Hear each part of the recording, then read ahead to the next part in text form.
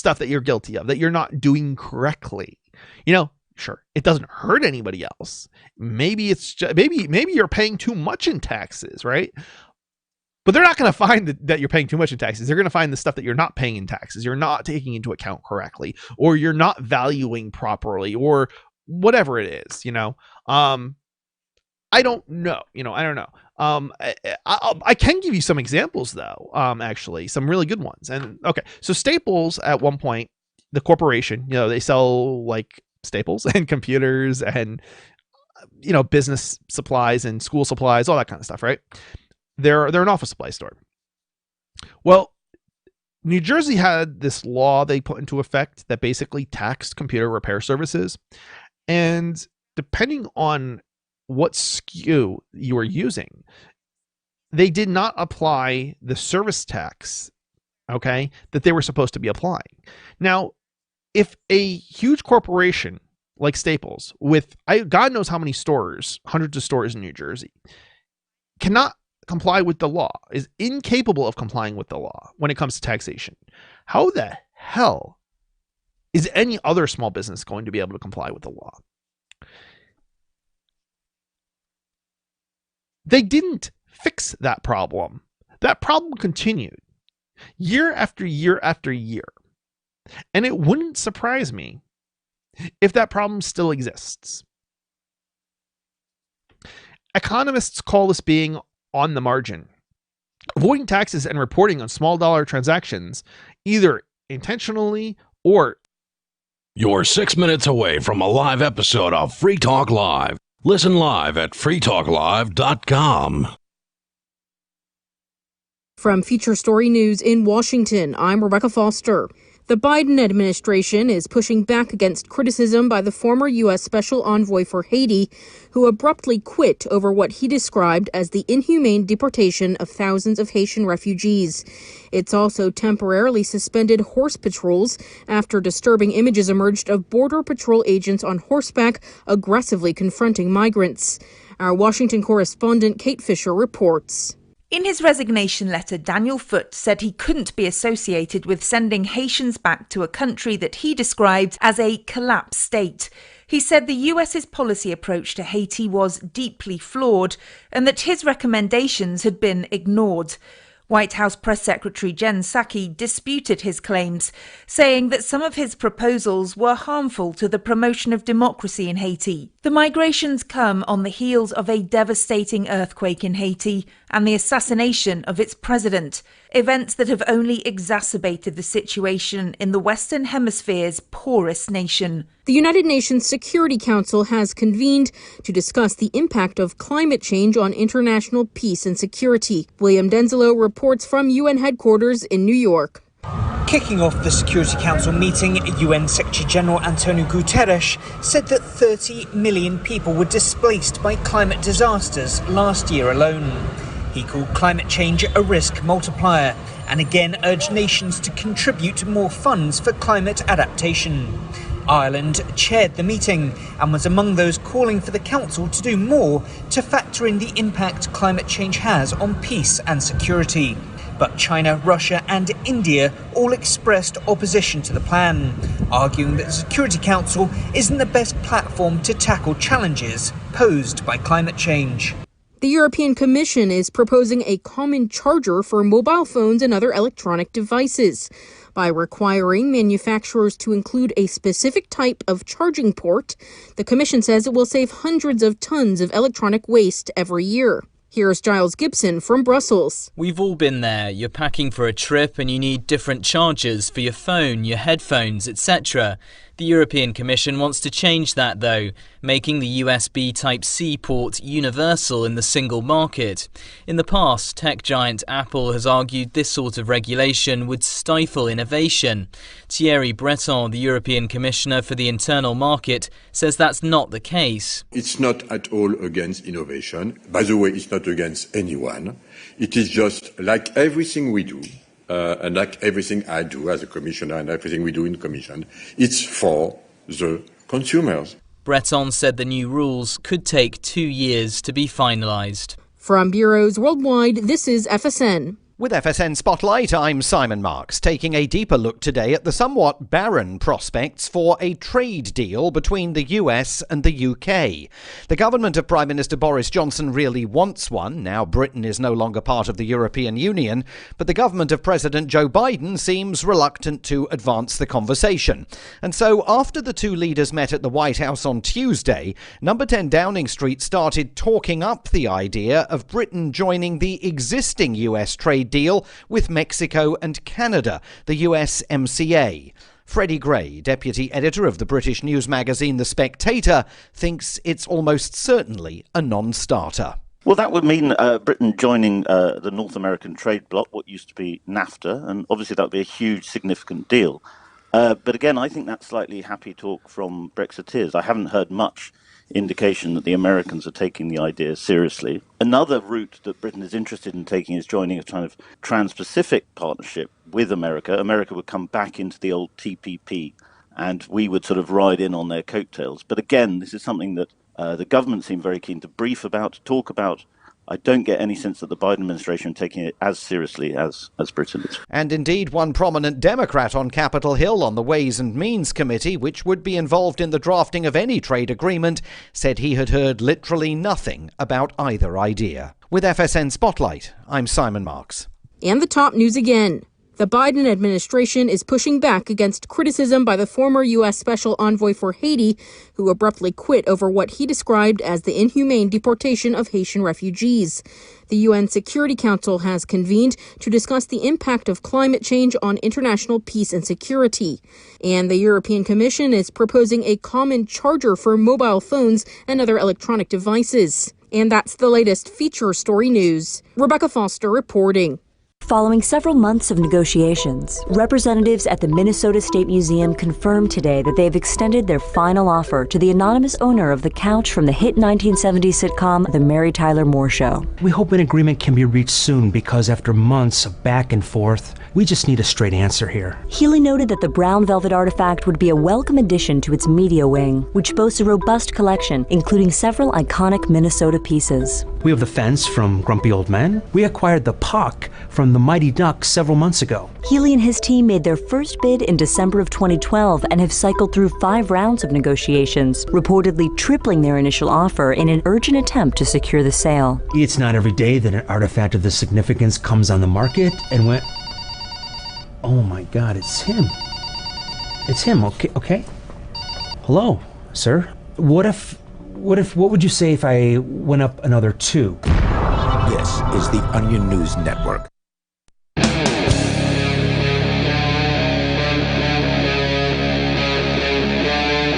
Free Talk Live.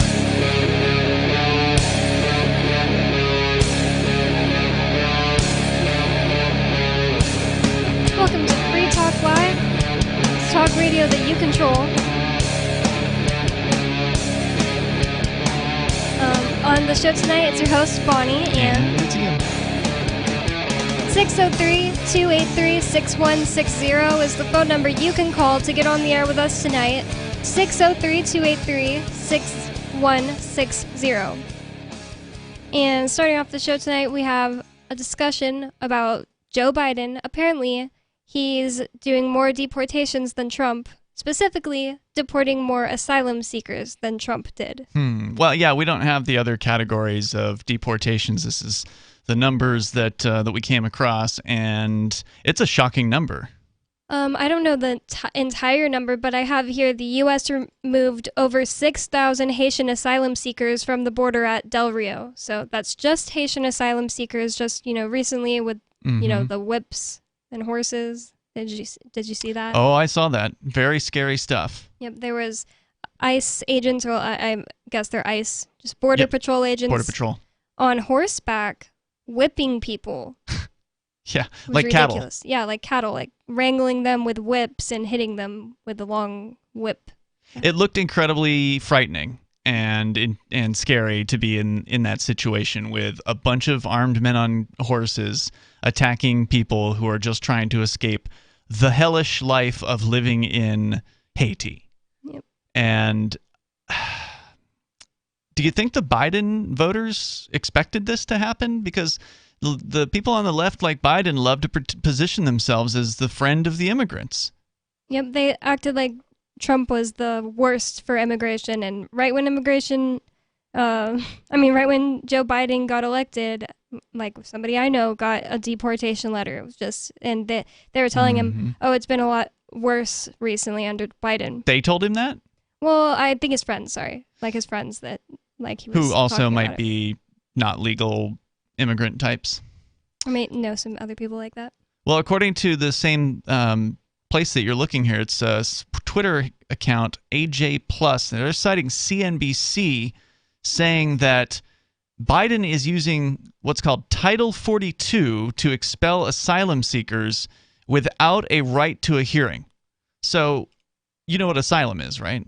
Yeah, when you leave somewhere that you're going to die there. Well, yeah, or they're going to put you in prison for the rest of your life, or they're after you for whatever reason. And the numbers here are just shocking. According to CNBC, under Trump, remember, Trump had 4 full years, and we're not even through year number 1 of Biden. Over 440,000 people were expelled under this Title 42 during the Trump administration, and 690,000 have been expelled under the Biden administration under Title 42. So that's a tremendous level of increase, because if Biden is able to keep up the same amount over the next 3 years, yeah, he could be at like 2,400. Wait, I don't know. It was 690,000 right now. So yeah, it would be well over 2 million people. Wow. So, that is just absolutely horrifying, because these people, if they are indeed being prosecuted or persecuted, they're going to be sent back to likely their deaths, or likely to a prison cell. Yeah, it's probably worse for you if you try to leave and then they find out about that. Absolutely it is. Let's see, there's other story here from CNBC. Biden administration appeals judge's order. This is from less than a week ago, to stop expelling migrants under Trump-era pandemic policies. So there was a judge who said that they need to stop using Title 42, and Biden is appealing that.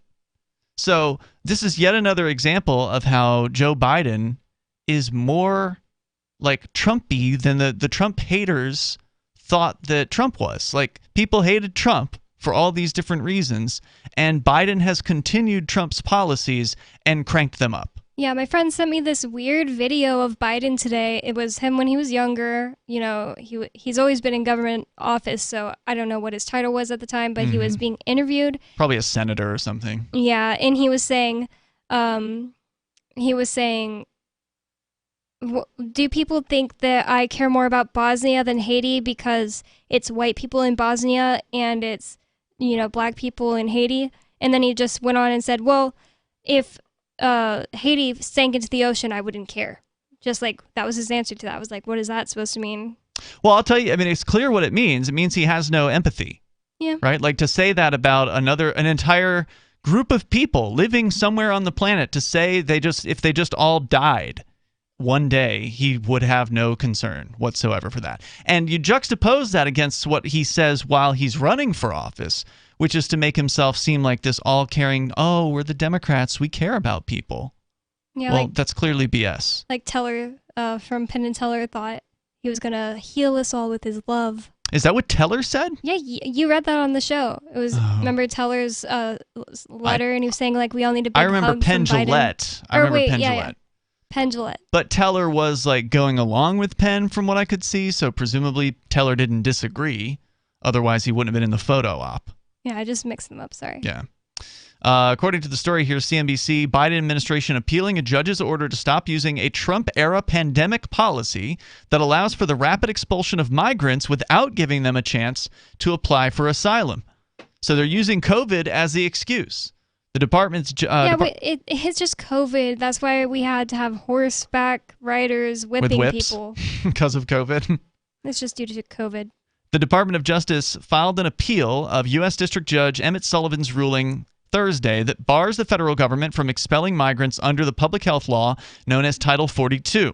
Sullivan ordered the ruling to go into effect in 14 days. The appeal is the latest move by the Biden administration to address the 20-year high surge of migrants from Mexico and Central America crossing the border illegally, which remains a political flashpoint between Republicans and progressive Democrats. Title 42 was first introduced by Donald Trump in March of 2020 over concerns about the coronavirus pandemic. It gave the government the power to turn back any migrant caught crossing the border illegally, regardless of their country of origin, to supposedly stop COVID-19. So if you had managed to escape from North Korea and you had made it to the United States, which is no easy task, mind you. It's one thing to get here from Haiti or Guatemala or Honduras or something. It's a whole other story to get here from North Korea. But if you'd managed to, and they caught you. Due to COVID-19, you got to go back to North Korea. They'd send you back, to North Korea, where you would certainly either be put into a hellish prison labor camp, and then, of course, all your family members have probably already been put into a prison labor camp, because that's how they roll over in North Korea. If you try to escape or you do something bad, they punish your whole family for it. So, you're going to prison, and it's going to be like the worst possible prison labor camp experience basically on the planet right now, if they don't just go right ahead and just summarily execute you. Yeah, but this quote from a man at the border, a Haitian man with 2 children, he says, the U.S. government has no conscience. Of course not. Of course not. What government does have a conscience? I mean, the whole point of the idea of the state is that it's just this automaton. Even though there are human beings running it, and I had a perfect example of this the other day. You and I were sitting out, we were having dinner on my dinner out where you and I get to go on Thursday downtown, and because I've got this federal ankle monitor on me, so I always have to ask permission from my federal handler to go out to eat or something like that. And one of the police officers here in Keene, Jason Short, he just assaulted our friend on March 16th, and he comes up to us. And threatened multiple friends. He threatened Lumpy, one of our listeners and friends, out in front of the Moose Mart, out in front of the Bitcoin embassy while the police were raiding that. And he assaulted Chris Wade, our Friday night co-host, and threatened his partner while they were out front of the studio early on the morning of the raid here in March. This guy was acting like a automaton. He had this soulless look in his eyes. He was just being absolutely horrendous, completely disrespecting their rights to be the media and record what was going on. They were trying to get video, and he kept on pushing them backwards. And as he walked up to us on the streets, he was just being Mr. Friendly. Yep. More on that story when we come back. There's more Free Talk Live coming next.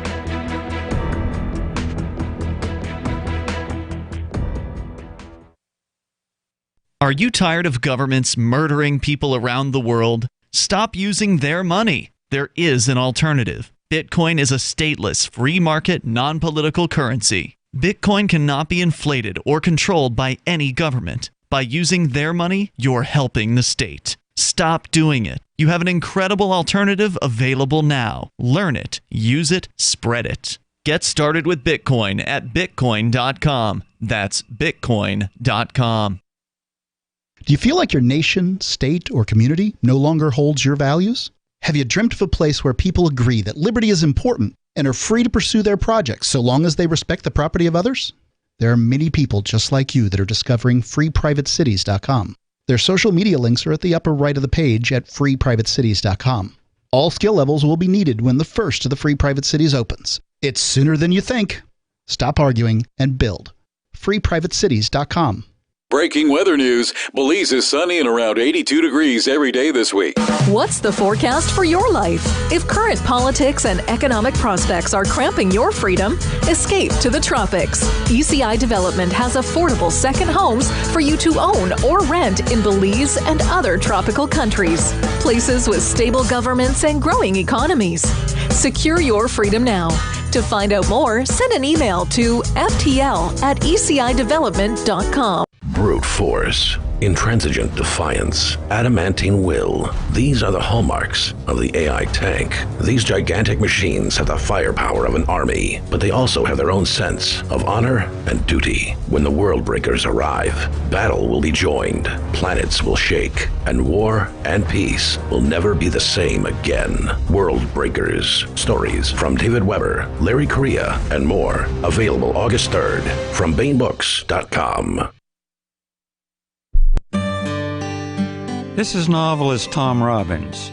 When my mother was diagnosed with glaucoma, her conservative Virginia physician told her there was only one treatment that might ease her pain and save her eyesight.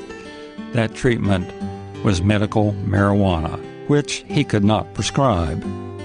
I offered to get her some and teach her how to use it effectively, but my father objected because marijuana was against the law.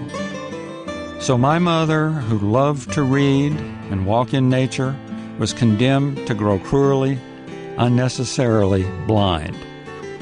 Tragedies like this happen all the time, but they don't have to keep happening. To learn more about medical marijuana, call the Marijuana Policy Project at 1-877-JOIN-MPP or visit them on the web at mpp.org. Some of you asked, and now we've delivered. LRN.FM's live Keene, New Hampshire studio shows are now streamed in HD on Twitch. Visit our channel at twitch.lrn.fm and give it a follow. If you have Amazon Prime, you get one free subscription on Twitch. If you use it on our channel, Twitch will give LRN.FM a monthly piece of your Prime subscription cost. So please watch, follow, share, and subscribe to twitch.lrn.fm. That's twitch.lrn.fm.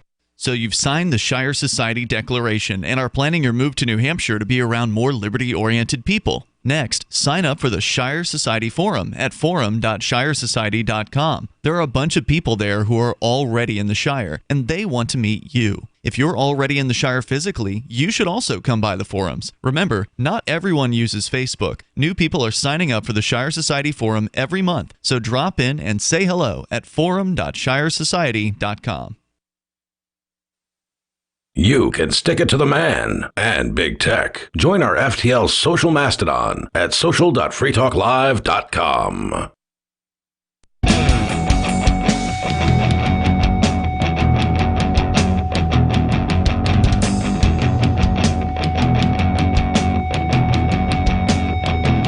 Welcome back to Free Talk Live. It's talk radio that you control.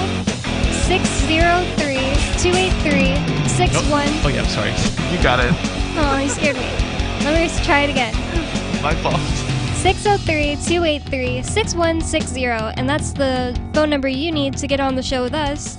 Talk about whatever you want, whatever is on your mind. Talk about what we're talking about if you want. 603-283-6160. On the show with you tonight's me, Bonnie. It's Ian. And we are talking about the fact that Biden has turned away more asylum seekers, deported more people than Trump. In just the first, 9 months of presidency?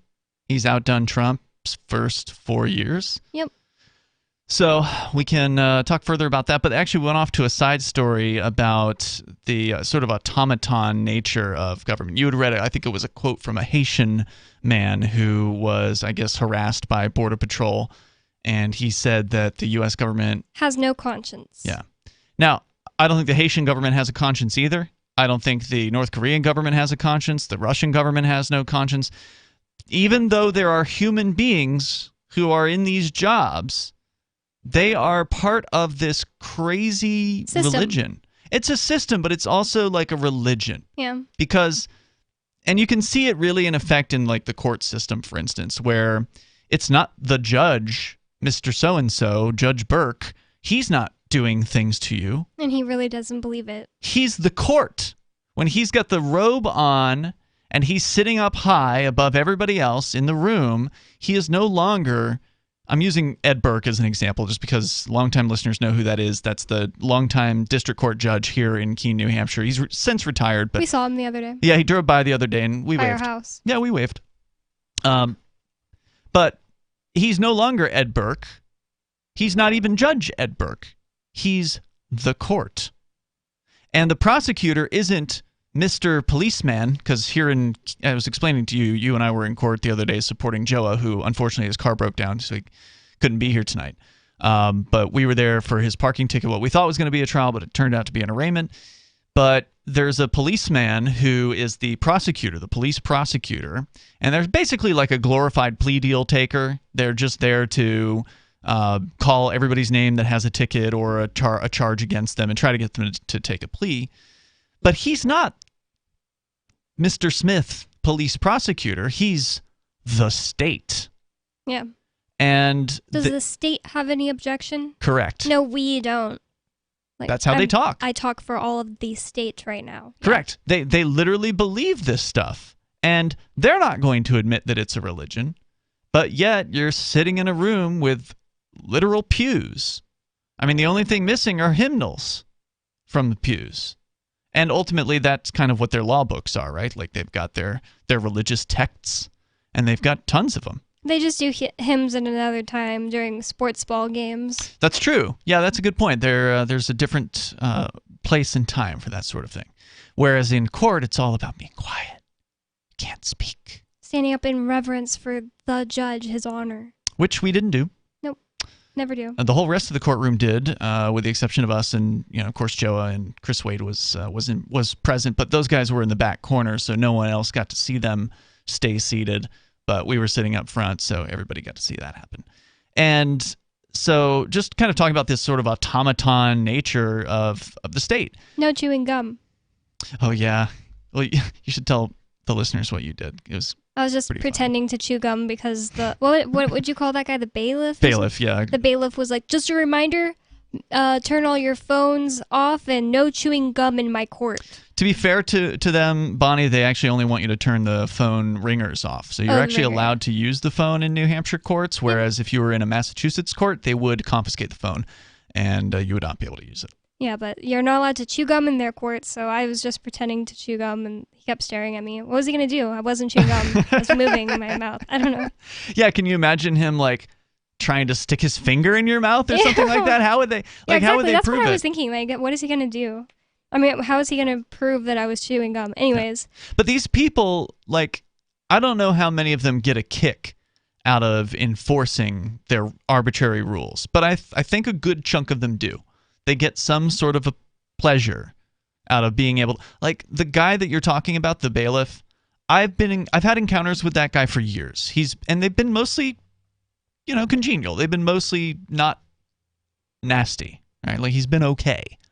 But for whatever reason, he decided he was going to come up and ask if we had permission to, because I had my video camera out.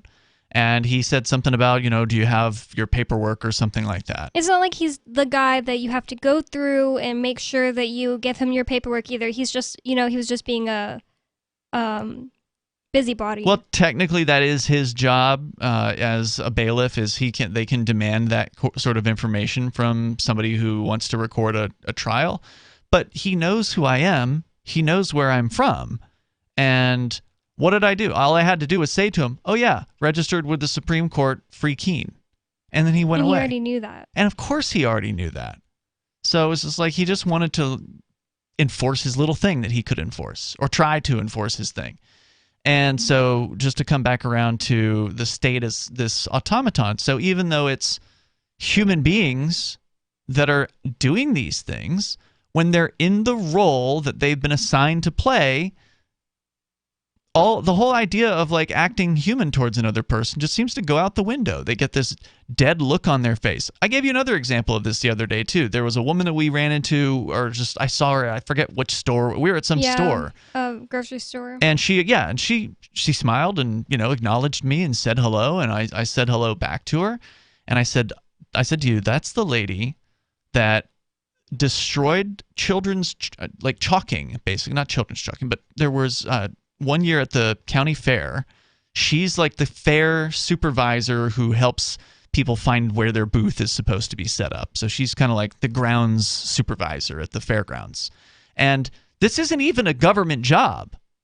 This is like just a job where it's a private piece of private property, and it's county fairs on private property here. So it's not a government agency. But although, to be fair, she is a government bureaucrat who works for the county prosecutor's office. But people will go crazy over power in any situation where they feel like they have it, like in a church. Yeah. If you're the church, if you're the leader of some little part or thing that's going on the cakewalk, people will go crazy over power for being the cakewalk coordinator. If they're in charge of it. Yeah. You're right about that. In fact, we've seen this in business as well during COVID, where these little power seekers, all of a sudden, they used to just be, the floor manager at Walmart or McDonald's, and now they have power over people, and you better show your vaccination status. There was a video that I saw on social media the other day. Apparently, Toronto just put in their vaccination passport requirement, and there's a video of an old woman in a McDonald's being thrown out of the McDonald's because she didn't have her vaccination passport. She'd lost it or something like that. She claimed she'd been vaccinated. She was there in a mask. She was there, being as obedient as she possibly could be, and she was trying to explain to this manager, and this manager just wasn't hearing it. Kicked her right out. So many examples of state workers being automatons. I feel like we didn't even finish all of your stories you were getting to there. Oh, there's so many stories. So many stories. Yeah. You could just keep going.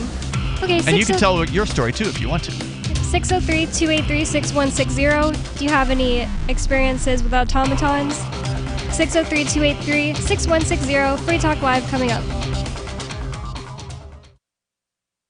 Free Talk Live's video archives have been on LBRY for years. LBRY is an uncensorable, decentralized, blockchain-based media sharing protocol, and we're big fans of it here on Free Talk Live. In 2020, LBRY launched Odyssey, a video sharing website to compete with YouTube, and it's really taking off, now with over 1 million channels, many of whom are disaffected YouTube creators. During YouTube's crackdown for not towing the government line on COVID, the Free Talk Live YouTube channel started receiving strikes and could be completely taken down at any moment. Thankfully, Odyssey started offering live streaming, so we're now streaming live every night and posting our video archives permanently to Odyssey. You can watch live or anytime on our Odyssey channel by visiting video.freetalklive.com. If you want to go all in, download the desktop app at lbry.com, and then every video archive you watch, you'll help seed and keep it online forever. At minimum, we ask you visit video.freetalklive.com and follow us on Odyssey today. video.freetalklive.com.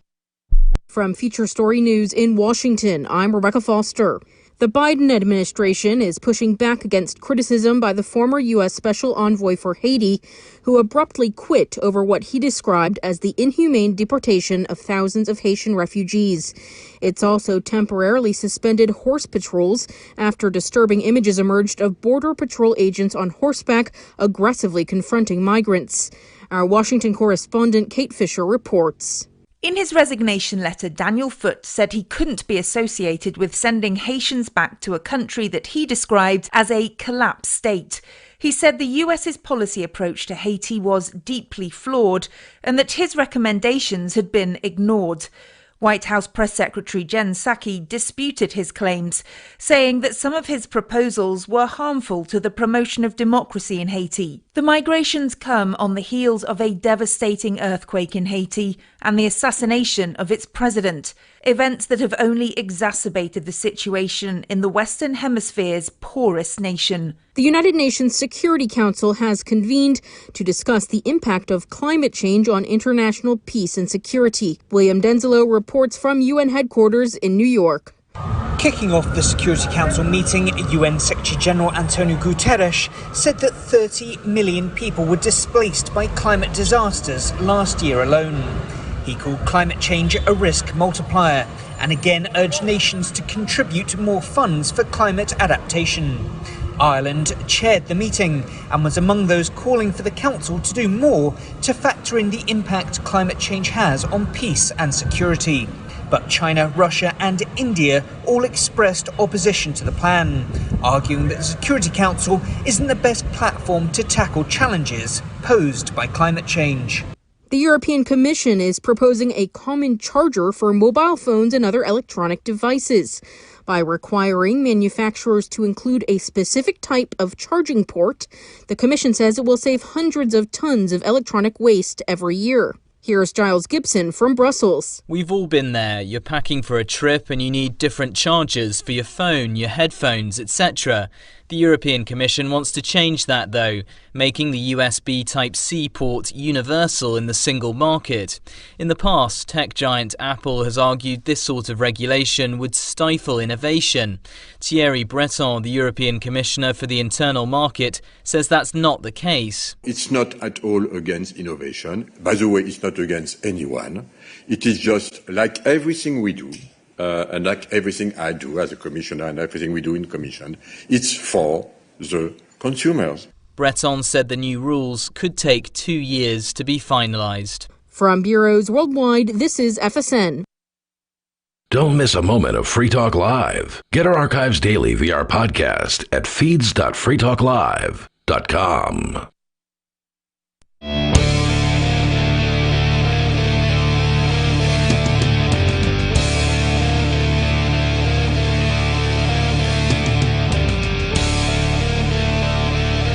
Welcome back to Free Talk Live. It's talk radio that you control. 603-283-6160. That's the phone number for you to call. You can get on the show with us tonight and talk about whatever's on your mind. You can give us your perspective of what we're talking about. 603-283-6160. With you in the studio tonight, it's me, Bonnie. And it's Ian. And I'm just going to go right into your calls. We have Kirby calling from Indiana. Kirby, you're on Free Talk Live. Hey, Kirby. How y'all doing? Good. What's up? Hey, I'm gonna be straight to it. You guys were talking about automatons. Mm-hmm. You know who's the worst automaton in this world? Who? Libertarians. What do you mean? Because the minute you do, most of them are absolute anarchists. I'm not. And the minute you don't toe the line on a issue that they are emotional about, they will cut you off and treat you like you are horrible. And it's ridiculous the way we are. We say we're about liberty and dealing with other people, but the minute our own people disagree with us on something, we start name calling. It's ridiculous. Yeah, I agree with you there. I mean, everybody is on their own path, and not everybody's ever going to agree on everything. And if you can't get along with people, you really don't belong in a movement that you want to get, that you want to expand. You got to be willing to meet people halfway sometimes. Yeah, and that my way or the highway mentality does no good, especially when we're standing on the abyss of forever right now. Mm-hmm. We've got so much stuff coming at us. And I'll tell you what brought this up, the situation at the border. Haiti is on an island called Hispaniola, correct? I never heard that, but I'll take your word for it. I always just thought it was Haiti. It is. Take my word for okay. it. It is. Google it. On the other side of the island is the Dominican Republic. Oh, yeah, that's right. Okay. Haiti takes up less than a quarter of the island. Yeah. So how much simpler would it have been for 15,000 Haitians to walk to the border than it would to make it to Mexico and then to the U.S. border? Well, what do you think the reason is that they didn't do that? I think that they have been encouraged by a great many people that we are not seeing, because remember, there's a hidden hand that rocks the cradle. They've been encouraged to do this. And if there's 15,000, there's 500 of them in there who have been trained to do some very ugly things once they get in. Okay. We got to quit. You don't want America to be the world's police any more than I do, correct? Absolutely not. We should not be the world's orphanage either. At some point, if your home is kind of shaky, are you going to take care of it or your neighbors, and you got to choose between the two?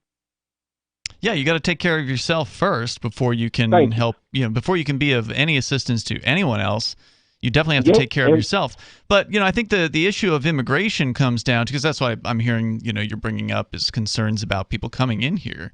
The issue comes down to government welfare, because if people were able to just come here and move on to relatively unoccupied space. I mean, you think of the land west of the Mississippi, which is where they're coming in, is mostly government-owned land. It's, I think, 2/3 federal land. And so there's plenty of room out there. If they want to set up some shanty towns and, create their own cities, I mean, I think they should be free to do that, don't you? Why? No, because if that's the case, that's the Homestead Act, and it should be opened up to American citizens first. Oh, it should be open to anybody. It should be open to American citizens first, number one, and I'll tell you why. I've been paying taxes to this country for 40 years. You've been paying them all your life, whether one way or another. We have skin in this game. Yeah, but I don't have any expectation that they're going to do anything for me. They're not going to help me out. In fact, they're trying to put me in a cage. That's cool. That's cool, but it should still be open to us. Oh, yeah, I'm not denying you. Yeah, absolutely. There should be the American people and anybody else on the planet who wants to have that land should be able to take it. It should be. And we just brought tens of thousands of Afghans here. Someone's got to pay to feed, clothe, house them. We went over there and destabilized their country. We went over there and... Well, I didn't go there. Well, yeah, the government went over there. I absolutely agree with it, Bonnie. And on that, we bear that responsibility. But we don't bear that responsibility with 15,000 Haitians. Well, certainly the U.S. military hasn't been active, at least to my knowledge, in Haiti. But wasn't there a rumor that the U.S. government might have been involved in the assassination of the president there? Yeah, there was. They said the guys might have been trained. A couple of them might have been trained in America. But there are plenty of places in America where you can go drop a couple, $3,000 and get all the training you need, and it's perfectly legal. So let me see if I understand what you're saying here. Are you saying that you think that the Haitian folks shouldn't be allowed to come into the United States because there might be some bad guys among them, or that there's welfare recipients? I'm saying that there's a wide range of reasons for it, but if you want one, it's because they could have simply walked across their own country to a border, knocked on the door and said, hey, please help us. But instead, they had the energy to cross part of an ocean, part of the Atlantic, the Caribbean, get to Mexico, and then walk to the Texas border. Couldn't that energy, stamina, strength, and determination have been used better to make Haiti a better place? Yeah, well, I mean, for whatever reason, they chose not to do that, and I'm not going to second guess those people. Yeah, I mean, but we, the people of the United States, don't have to accept it, do we? But what if some of us want to accept it? Also, I don't think that I have to do anything for them. Take as many as you can into your own home, feed them, clothe them, house them. But these are people who are capable of working, so why shouldn't they just go to work? They are people who are 61% literate in their own language, which ain't even Spanish, it's French Creole. Well, that doesn't mean that they can't learn, right? There's plenty of people so again, the American taxpayer has to the American taxpayer needs to stop paying taxes. Yeah, the problem is the government stealing money from the American taxpayer. I understand that, but because they're stealing it from us, they're just going to give it to somebody else. That's how they do, man. Give it back. That's what the government does. They steal from you, and they give it to the politically connected classes. And guess what? Those are the politically connected classes. If we, the people, ever want something, we're going to have to stand up across the board and tell our government no. That's what's going to have to happen. I don't disagree with you there. As a distraction as well. Well, that's the thing, all Kirby. All the other stuff that's going on. Here's the thing. Americans are too cowardly to stand up and, actually oppose their government in any significant manner. Yeah, because when you do, the people who were so-called on your side call you all kinds of foul names. Well, I mean, if you can't handle some foul names. I ain't tripping about the foul names. But my point is, we will never be able to unite as long as every time we get emotional, we want to start cutting people out. Well, I mean, it sounds like you want to cut people out of the United States. No, I'm saying that those are Haitians. How big They're should not the from U.S. the government's... United States. Hey, okay, but how big should the budget be for these bureaucrats on the border? You want to see bigger government? I have no idea about the bureaucrats on the border. See, and that's what I mean, Ian. Everybody takes it to this extreme about and get into the minutia. When the surface problem is you have 15,000 people living under a bridge. You got a binary choice. Yeah, let them out of there. Let them in. Sorry, Kirby. Thank you for back. the call, but I gotta put you on hold. That's the bumper music. I lean towards let them in. Freedom. 603-283-6160. Why did you move to the Shire? I moved here to the Shire because there's other people around who take liberty just as seriously as I do. I moved to the Shire because I saw videos of people challenging authority and thought that I could get support myself. It called to me, like, do this, right now. I wanted to be around people like me who got it, and once I got here, I knew there was nowhere else that I wanted to be. I've always wanted to change the world, so I moved to the Shire to join people who were actually working towards doing the same thing. The people here are awesome, loving, and positive. It was for the adventure and for the feeling of something important is happening here, and I just wanted to come to sort of be part of that. Visit ShireSociety.com to read and sign the Shire Society Declaration and learn the reasons why, if you love liberty, you should immigrate to the Shire. Plus, connect with others via the forum at ShireSociety.com. That's ShireSociety.com.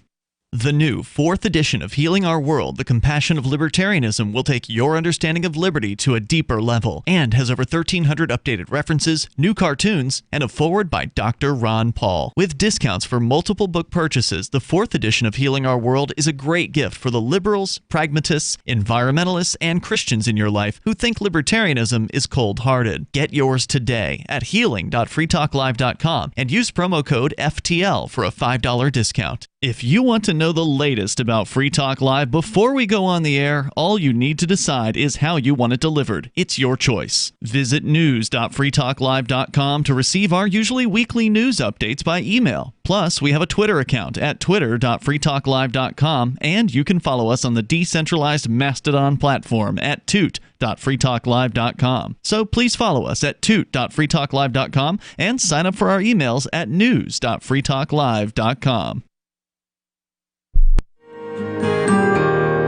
So the protection of life, liberty, and property is what the Free State Project is all about. But it's an effort to move 20,000 people who understand. It's about demonstrating to the entire country that, yeah, we can have a free market, a truly free market. Making it just a freer, great place to live. It's the world's largest voluntarist libertarian community, and it's only getting bigger. That's amazing, to be able to move to a place where other people passionately believe in being free and independent. What the Free State Project is managing to do, though, is to put their money where their mouth is. It's physically getting up across the country and saying, let's go someplace and let's demonstrate the power of these ideas. There's a lot of kind of philosophy that surrounds liberty. There's a lot of thinking about it and talking about it. But here in New Hampshire, people are doing it. 101 Reasons Liberty Lives in New Hampshire, a documentary by Free State Project Early Movers. Watch it free at 101reasonsfilm.com. 101reasonsfilm.com. The LRN.FM social media channels have been revamped. We've eliminated Facebook and focused on other platforms like Twitter and Mastodon, the decentralized alternative to Twitter. On our accounts, you'll find posts from multiple LRN.FM show hosts together in one place. Follow us on Twitter at twitter.lrn.fm, or better yet, move to the decentralized Mastodon social media platform at toot.lrn.fm, toot.lrn.fm. I think you'll like it. My name is Jacob Hornberger. I'm president of the Future of Freedom Foundation, which Congressman Ron Paul awarded for having an outstanding freedom website. Write us at fff@fff.org, and we'll send you a free 3-month subscription to our monthly journal of libertarian essays and our booklet, Economic Liberty in the Constitution, which George Mason University economics professor Walter Williams praised in a recent column. That's fff@fff.org. We're still not sure why you'd want to watch, but our video feed is streaming nightly for free at cam.freetalklive.com.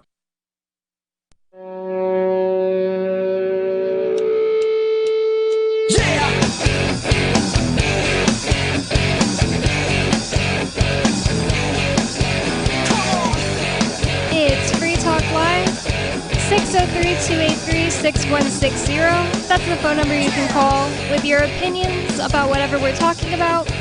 Tonight we've been talking about Joe Biden. Apparently he's deported more refugees than Trump did in 4 years in 9 months.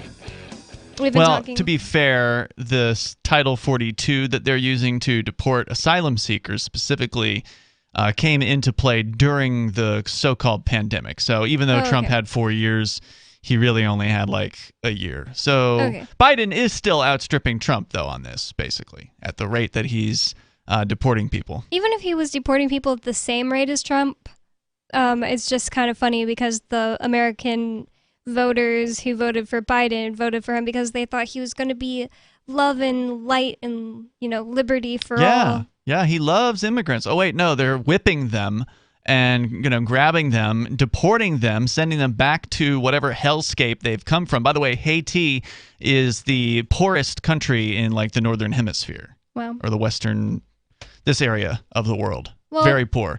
And Kirby was on the line a moment ago, and he was saying that he didn't want to see these folks let in. And you were going to, I think, say something about that. I was going to say that Kirby said that, and my opinion about it is a little bit different than Kirby's. Kirby thinks that the U.S. government owes us something because we've allowed them to steal from us all this time, and now they need to, pay us back. I think that Americans need to just forget about the loss because, you can't really get it back. You're not going to demand, you're going to all stand up in unison and demand the U.S. government give us something. It's just not going to happen. Well, anything they have to give, they have already taken from somebody else. Or if they cut you a check, then they're printing more money out, so they're still taking from other people. So, yeah, I agree with you, Bonnie. You just have to let it go. Yes, they've screwed you.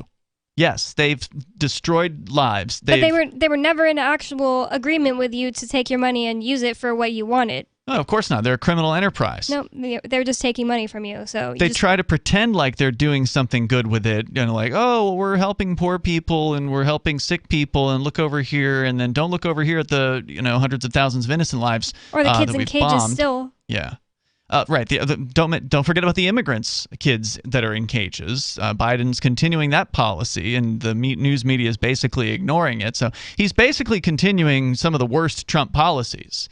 And he's even coloring his skin orange now, apparently, unless those are photoshops that I've seen online. But either way, it's funny and sad at the same time. But this is an issue that does divide people in the liberty movement. Is this border control issue?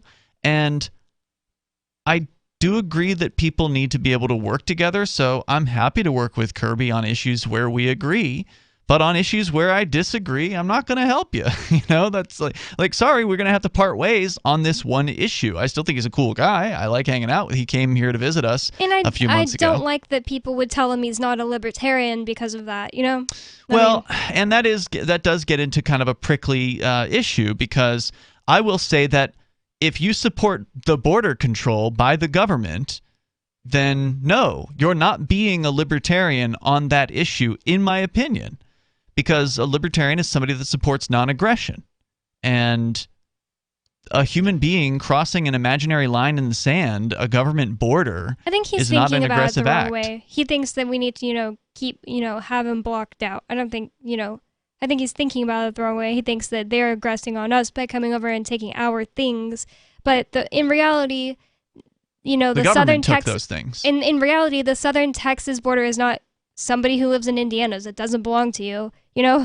People are allowed to cross that. They should be allowed to come over and get jobs. But unfortunately, the government, immigrants can't win. Immigrants living in San Antonio, they can't go. And you knew a few of them down there. Yeah, they can't. When you lived there, they can't just go and work a normal job and you just apply for a normal job as easily as an American citizen. Yeah, they can only get work where someone's willing to look the other way and it's usually work there. Crappy, and they're often abused. Because they know that if they try to leave, the employer can go to the ICE people. Yeah, and so if if they're going on the government dole, then they kind of can't win. If they are taking money from the government.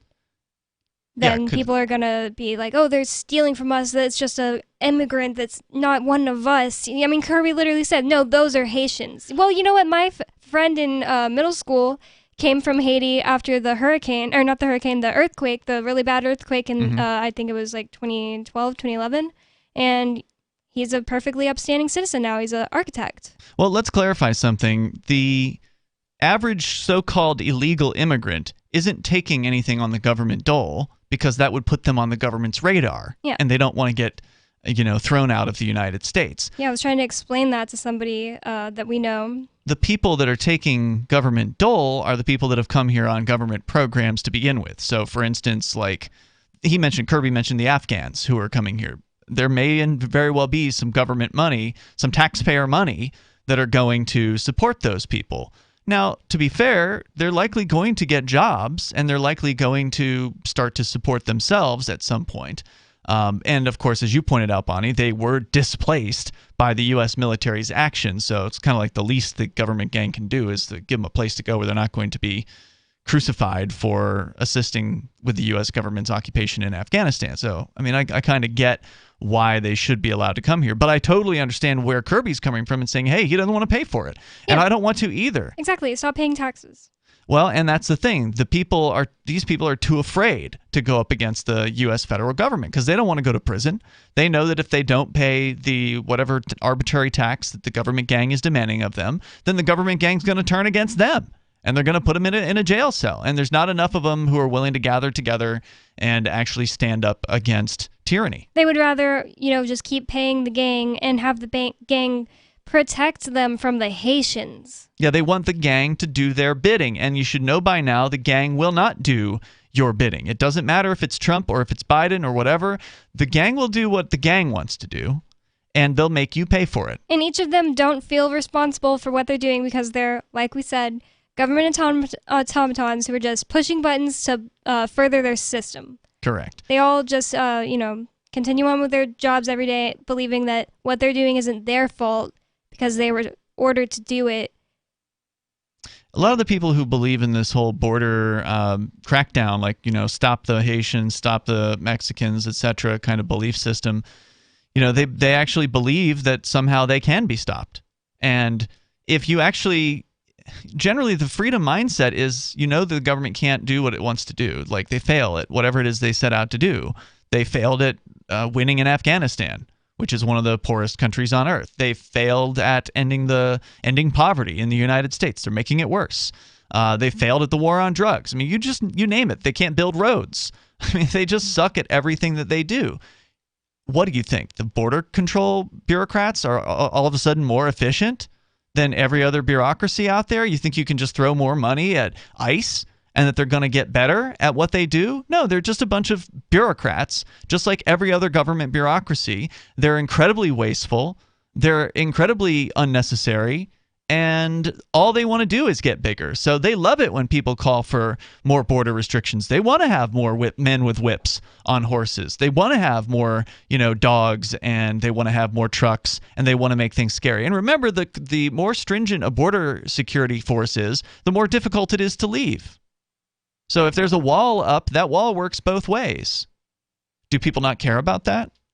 Do you think that's okay? Well, they're getting money monthly from the government. They just want to comfortably live their lives. They don't want things to change. So they probably don't think that they'll ever want to leave. Well, look around you because things are definitely way worse now than they've ever been in the United States. And if it isn't clear that things are getting worse here, then you're just not paying attention.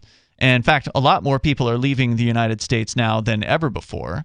And you can't blame, I can't blame the Haitians for wanting to come here. In fact, wow, instead of just crossing the border to the Dominican Republic, as Kirby had suggested, they made the effort to come all the way here.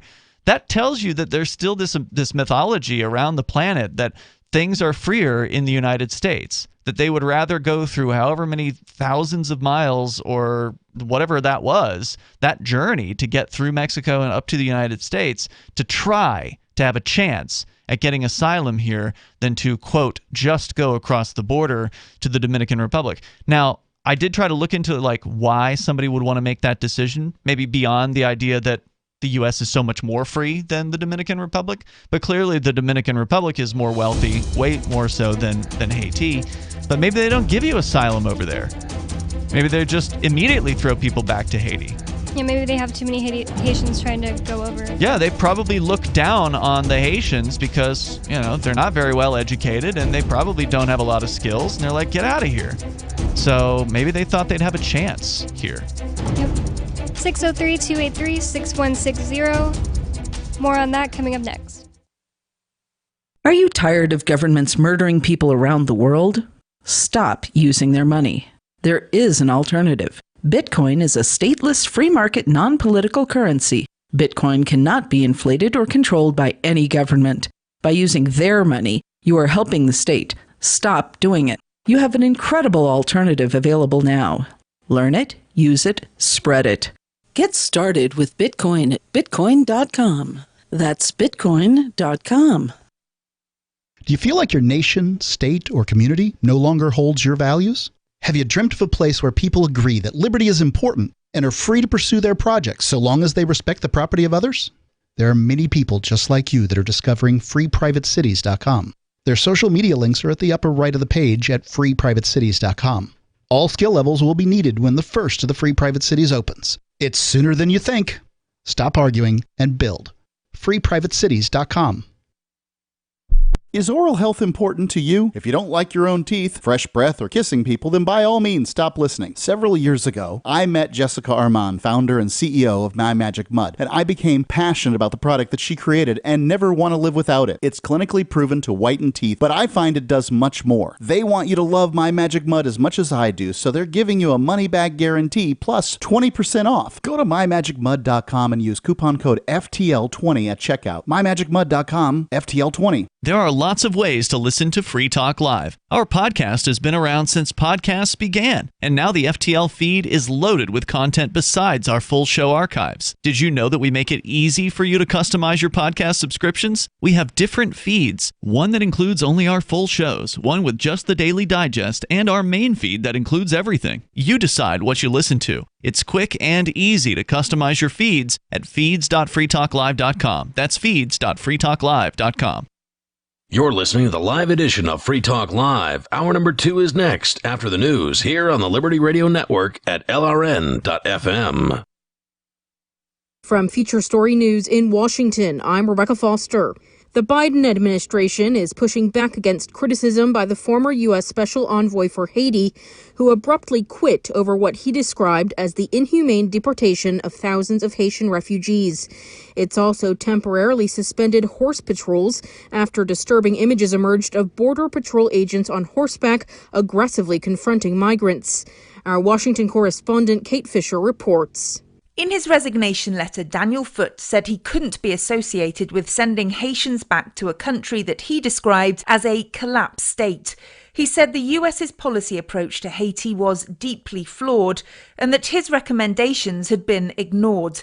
White House Press Secretary Jen Psaki disputed his claims, saying that some of his proposals were harmful to the promotion of democracy in Haiti. The migrations come on the heels of a devastating earthquake in Haiti and the assassination of its president, events that have only exacerbated the situation in the Western Hemisphere's poorest nation. The United Nations Security Council has convened to discuss the impact of climate change on international peace and security. William Denzelo reports from UN headquarters in New York. Kicking off the Security Council meeting, UN Secretary-General Antonio Guterres said that 30 million people were displaced by climate disasters last year alone. He called climate change a risk multiplier and again urged nations to contribute more funds for climate adaptation. Ireland chaired the meeting and was among those calling for the Council to do more to factor in the impact climate change has on peace and security. But China, Russia and India all expressed opposition to the plan, arguing that the Security Council isn't the best platform to tackle challenges posed by climate change.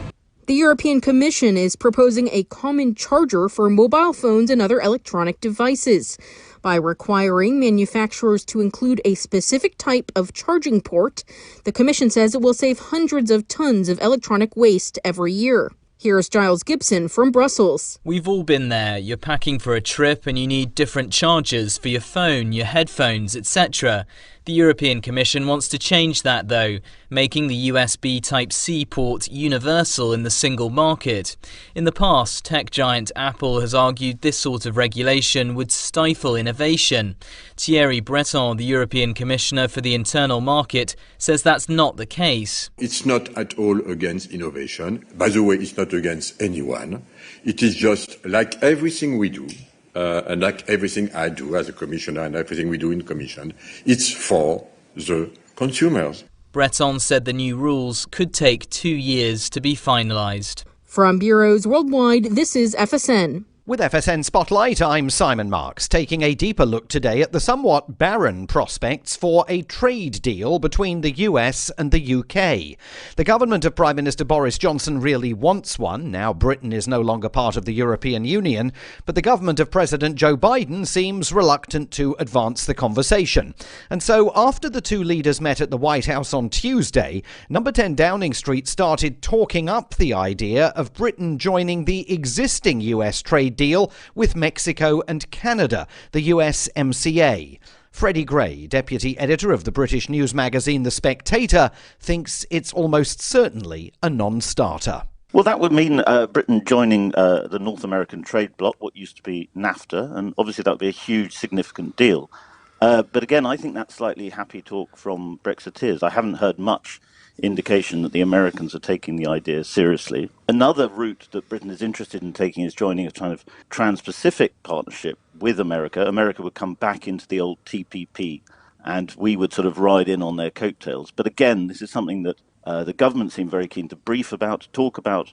I don't get any sense that the Biden administration are taking it as seriously as Britain is. And indeed, one prominent Democrat on Capitol Hill on the Ways and Means Committee, which would be involved in the drafting of any trade agreement, said he had heard literally nothing about either idea. With FSN Spotlight, I'm Simon Marks.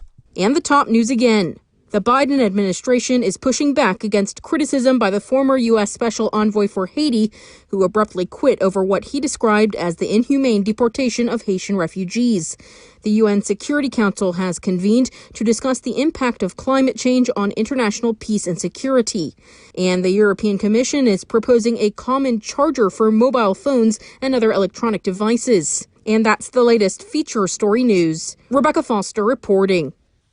This is the Onion Week in Review. A month after the death of leader Kim Jong-il, North Korea's 24.5 million citizens have returned to their regular daily routines this week, holding a festive synchronized disco jump rope gala in Pyongyang's main public square. Life in the hermetic communist nation is reportedly beginning to normalize following the protracted mourning period, with citizens once again donning their brightly colored uniforms and performing intricate gymnastics routines in perfect unison.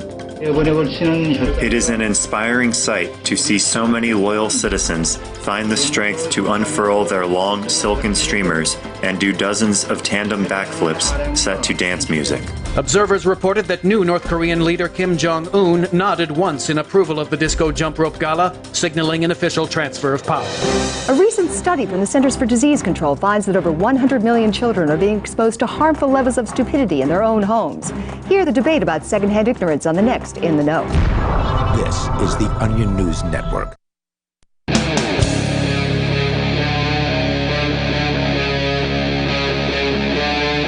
Free Talk Live.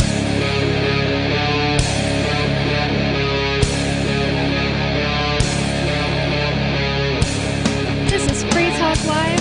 It's talk radio that you control. 603-283-6160 is the phone number you can use to call in and talk about whatever's on your mind. We've already had a little heated discussion with a caller tonight. That's what I like. Yep. I like it when people don't necessarily agree. Makes for more interesting talk. I like, conversations. It's better to have a conversation than just sit around seething about disagreeing. Yeah, absolutely. 603-283-6160. Let's get right into your calls. We have Danny calling. Hello, Danny. From Texas? Oh, yeah, from Texas. Sorry, I forgot I didn't write it down. Sorry. Hey, Danny, you there? Uh-oh. Oh, you pressed the wrong button. You gotta press the bottom. I pressed the wrong button. There you go. Hey, Danny, are you there? Yes, I am. Sorry hey, about Danny. that. Hey, Ian, how are you? What's good, man? What's on your mind? Good to hear that you are out. Well, out for now, yes. Hopefully out for good. Yeah, I wanted to share a little info about the border that never gets talked about. Yeah. I don't know if you've noticed, but they funnel them to either one end or the other. First it was California for Trump to scare everybody, and then it's on Texas. Well, when I crossed in Arizona in the Nogales border, I ended up in the wrong line. I was in the trucker line. So I got rerouted over to where they check all the fruit and all that. And I ended up on the dock for about an hour, and I just started chit-chatting with the guys. I'm like, hey, how come there's no refugees around here? Where's all the people trying to sneak in? He goes, yeah, that's not around here. Huh. He said that anybody they catch, they send them to the other end. So they're literally busing them in to this one point. So they're making it look worse on purpose. They're making it look worse than it is on purpose for political reasons. Mm-hmm. Like they're just gathering people up all along the border, and they ship them all over there to make it look like some dramatic thing that's happening. And I live in Mexico half of the year, so I'm crossing the border constantly, and I don't see that anywhere where I'm crossing. There's not crowds of people hanging out other than the ones trying to sell you fruit and, big hats at the bridge. So you're saying this is true under Trump and true under Biden, where they're using the same exact tactic. Exactly. Do you remember they did it down in San Diego or Tijuana? They were all gathered at the border, and they were all, everybody's walking from South America. Yeah, they're coming from Honduras. It's all fabricated. And as far as taking your jobs, I don't think so. I mean, I've been a roofing contractor for 30 years in Texas, and the only reason I got my roofs done is because that's who showed up to do it. There's no one. They didn't steal a job that was that no one was asking for. I was begging them to come and help. Wow. So your point is that a lot of Americans don't want this kind of work, that these folks are willing to do jobs that absolutely not. Yeah, they don't like concrete roofing. No one else is going to do it. Yeah, roofing is incredibly dangerous work. It's incredibly arduous work, and it's brutal. I think roofer is like the number one most deadly job out there, if I recall the numbers correctly. It's one of them. Yeah, I think it's one of them. That and cake decorator. So you can lose your business. I definitely appreciate the perspective. Now, do you think the ICE people are orchestrating this gathering of these migrants into this one place because they want to pander for to whatever politicians are in charge? They want to get bigger budgets. Is that what this is about? Like, hey, just give us more money and we'll take care of this.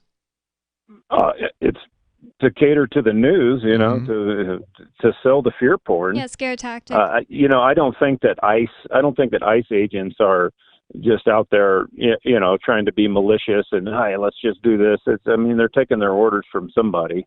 So it's from the top down. But that's what's going on.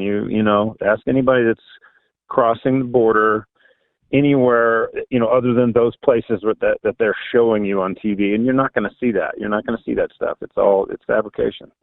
Great point. Thanks for sharing that tonight, man. Anything else? That's it. And it's congratulations, and hope to see you at the next Pork Fest, man. Me too. This year. Thanks, brother. I appreciate it. Thank you for the call. All right, have a good one. Yeah, and I hope you get to go to the next one because you stayed home with me. Yeah, I've still never been to a Pork Fest. It would be fun to go with you. I found a story, Bonnie, at The Atlantic, because Kirby had called in earlier. That's what got this whole conversation started about, the Haitians that are trying to come in here. Like, well, how come they didn't just cross their own border on Hispaniola to the island on which Haiti is located and shares with the Dominican Republic? And it's roughly 1/3 of the island is Haiti, and the other 2/3 is the DR. Why not just cross the border there? And I speculated that, well, maybe the Dominican Republic is a particularly unwelcoming place for Haitians. And it turns out my speculation, at least according to the Atlantic story published in 2018, was correct. Do you want to hear about it? Yeah. So it's a story about what happens when you limit birthright citizenship and stir up hate against a certain class of immigrants. It takes place in the Dominican Republic, and like most countries in the Americas, for a century and a half, they had constitutionally guaranteed birthright citizenship for anyone born on Dominican Republic soil, with a couple of exceptions, the children of diplomats and short-term travelers. And like most other people in the Americas, Dominicans have had a more complicated relationship with immigration than the framers of the Constitution might have anticipated. The Dominican Republic has long been dependent on a stream of cheap immigrant labor that cuts its sugarcane, builds its buildings, and staffs its beach resorts that draw in billions of foreign dollars every year. Almost all of that labor comes from the only country close enough and poor enough to have people who want to immigrate in large numbers to the DR, Haiti. And some working-class Dominicans without Haitian roots resent their poorer neighbors being willing to accept lower wages and tough conditions. So it sounds familiar, right? Yep, sounds familiar. Many wealthy Dominicans who profit wildly off the cheap labor supply are eager to have strict immigration laws in place, too. Not because they want less immigration, but because they want a freer hand. Just like you were saying earlier, Bonnie, about people that are the employers of illegal immigrants in the United States. They like that agreement. They like being able to have that level of control over those people, because if we had free immigration, they wouldn't have that control. Those people would be able to go work wherever they wanted to. Immigrants in the country illegally have no protection from workplace regulations and can be rounded up, deported, and replaced whenever convenient, including right before payday. The Dominican Republic also has a long, brutal history of anti-Haitian racism. During his rule from 1930 to 61, fascist dictator Rafael Trujillo built a radicalized concept of Dominican national identity on the fuzzy idea that the descendants of Spanish slavery on the eastern part of the island had higher levels of European ancestry than, and thus were superior to, the descendants of French slavery on the western part of the island, which is where Haiti ended up. This rhetoric led to a 1937 rampage in which Dominican soldiers and allied citizens massacred thousands of people they identified as Haitians. They forcibly separated people who'd long mixed together in vaguely delineated borderlands, consecrating a new national boundary that had been set largely by the occupying U.S. military a few years earlier, but which until then existed mostly on paper. In the decades that followed, Haitian migrants in the DR remained largely confined to isolated company towns in the cane fields, known as Bad Eyes. But in the late 20th century, Haitian immigrants and their Dominican-born children left to work in other parts of the Dominican economy. Nationalists who'd grown up learning Trujillo's propaganda began to rethink the law.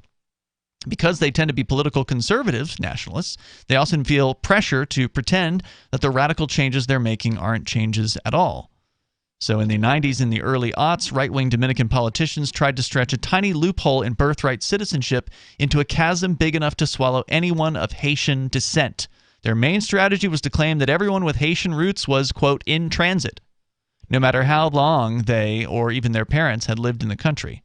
So, yeah, they're stopping people who are born in the Dominican Republic from becoming citizens by being born there? Correct. They also refused to issue Haitians' children birth certificates or ripped up the ones that they already had.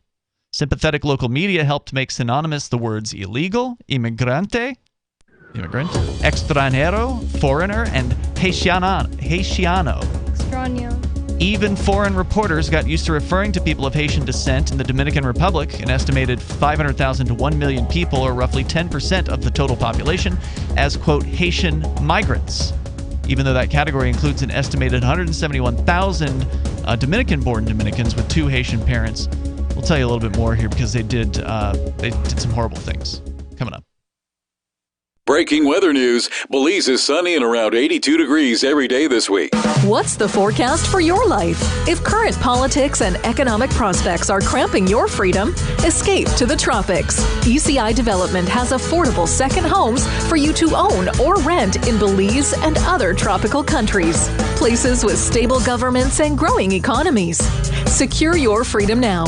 To find out more, send an email to ftl@ecidevelopment.com. When Monster Hunter International discovers one of Isaac Newton's wardstones being auctioned off, they decide to steal it and use it to destroy the Chaos God once and for all. But a mysterious thief upends their plan, and it soon becomes a race against time as something much older and infinitely more evil awakens in the jungles of South America. Monster Hunter Bloodlines by New York Times best-selling author Larry Correia and Baen Books. Visit monsterhunternation.com for more.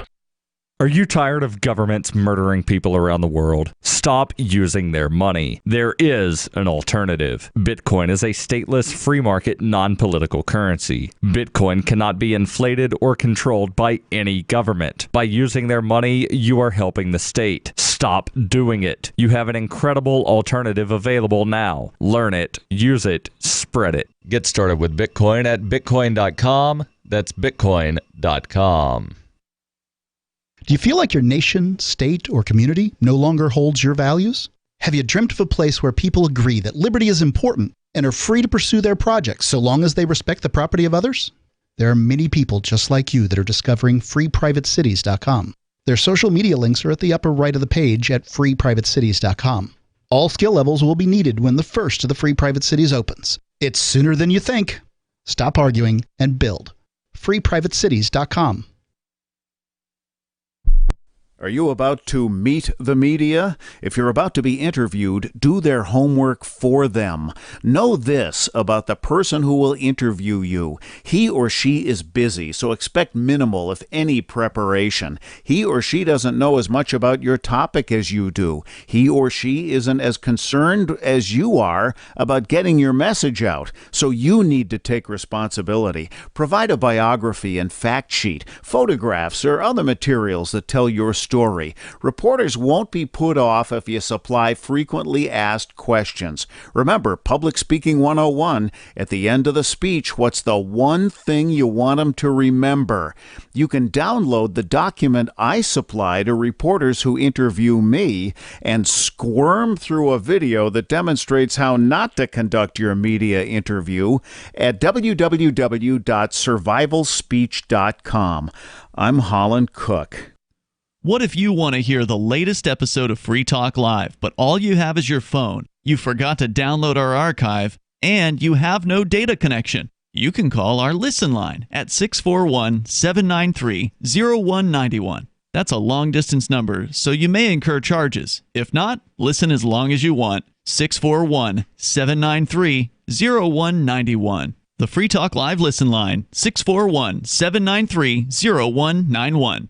There are basically two types of advertising, direct response and branding. Radio's great for direct response with its low cost to listener ratio, but audio can't be beat for branding, which is a longer-term endeavor. You want to be the first thing that someone thinks of when they think about your product or service. If you have a local business that you want kept top of mind in your community, call the station. If you need national reach, Free Talk Live's got around 200 radio stations, millions of monthly listening sessions, can suit all budgets, and if we don't think we're right for you, we'll tell you. Email me, mark@freetalklive.com. Yep, we still do email. Drop your email address in the entry box at freetalklive.com, and you'll be kept in the loop with Free Talk Live.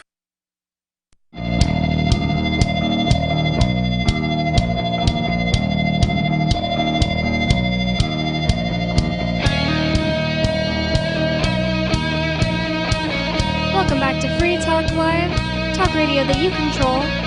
603-283-6160. That's the call-in number that you can use to get on the show with us, talk about whatever is on your mind, give your perspective on what we're talking about, whatever you want to do. 603-283-6160. In the studio with you tonight, it's Bonnie. And Ian. And I want to tell you about Bitcoin.com. Bitcoin.com is the best source for learning about cryptocurrency. You can go there now and click on Get Started at the top of the page. Once you do that, you'll find all sorts of valuable information neatly organized to suit your needs. There is no longer an excuse for ignoring this important, world-changing information. If you are a knowledgeable crypto user, you can check out news.bitcoin.com to get the latest headlines of all the news that's relevant to you.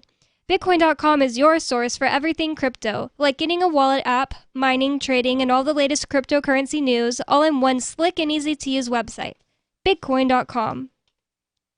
So we've been talking about Haiti and the Dominican Republic, and what spurred this, I mean, I wasn't planning to talk about this tonight, but I did a little bit of searching around after Kirby called in and suggested that there was some sort of dastardly, like, conspiracy. George Soros type maybe. thing. Yeah, maybe that's true. I don't know. He didn't say George Soros, but that's just kind of usually what what you hear about. Oh, George Soros paid these Honduran people to come up here. George Soros, paid the protesters, Yeah, I don't know what spurred this to happen, but according to some of the news in the last several years, it's pretty clear that the government gang in the Dominican Republic is not friendly at all towards Haitians.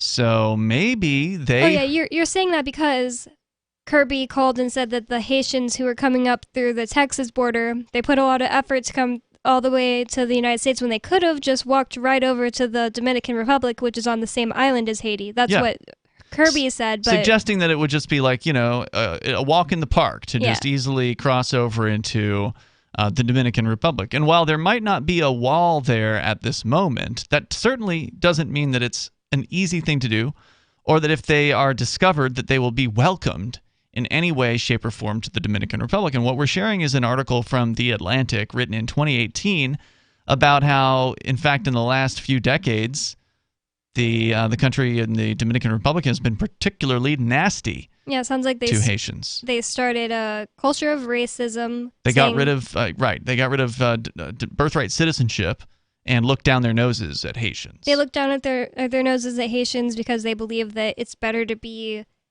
Spanish than to be French. Yeah, they're suggesting that there's more European in the people in the DR rather than in Haiti, and so therefore they're superior and whatever. I mean, there's always excuses for racism, right? Yeah. And so they have their own. Well, the courts didn't like what the Dominican Republic did, and this was in the 1990s and the early 2000s. This was when the Dominican Republic politicians tried to stretch a loophole in birthright citizenship to claim that anyone from Haiti was considered in transit, meaning that they weren't there permanently, they were just there visiting. So therefore, they can't be considered citizens due to birthright if they had children. And they literally tore up children's birth certificates and essentially tried to recategorize hundreds of thousands of people. Now, international courts didn't like this. The Inter-American Court of Human Rights ruled that the Dominican government's treatment of people of Haitian descent violated not only international human rights law, but also the Dominican Constitution. In response, Dominican presidents ignored the rulings and ultimately pulled out of the treaty establishing the court itself.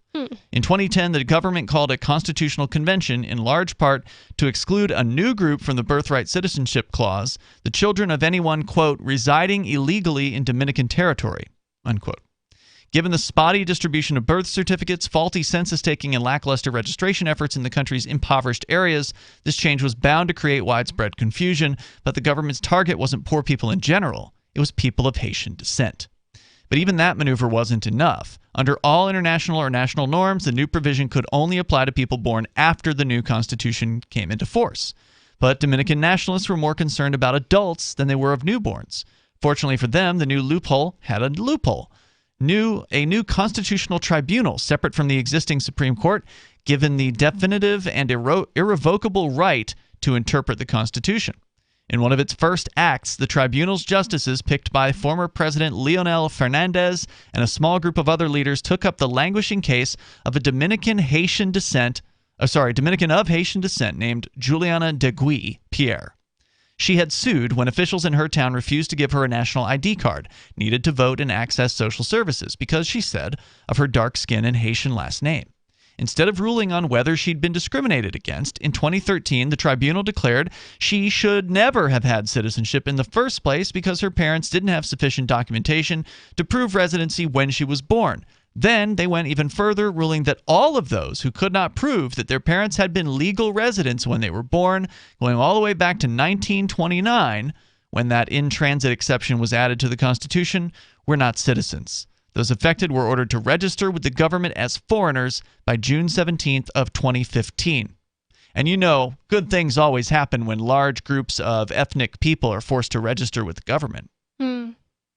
Again, this order was clearly aimed at people of Haitian descent. Hundreds of thousands who had been Dominican citizens all their lives suddenly risked being rendered stateless and eligible for deportation. And where are they going to get sent to? The poorest country on the planet, right next door, Haiti, the place they tried to escape. It was obvious to human rights groups the United Nations and pretty much anyone watching, what the Dominican government was doing was an end run around some of the most important principles of the rule of law, namely that you can't change the rules and then go around punishing people for having violated them in the past. The tribunal bent over backward to argue that nothing had changed, while taking 147 pages to explain the new situation.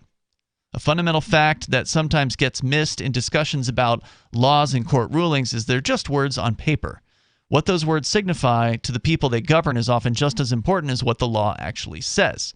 For instance, in the original 1865 jus soli, or place of birth, birthright citizenship provision in the Dominican Republic, enacted 3 years before the U.S. emerged from the Civil War with the 14th Amendment and its own provision, signaled a vision of the new Dominican state as a place open to just about everyone.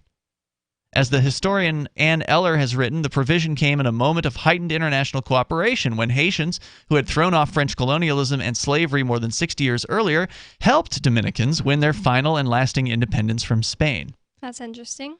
The 2010 Constitution and the tribunal's subsequent ruling signaled the opposite, that the Dominican Republic should be a place where poorer, blacker, and more vulnerable workers, the Haitians, were not welcome.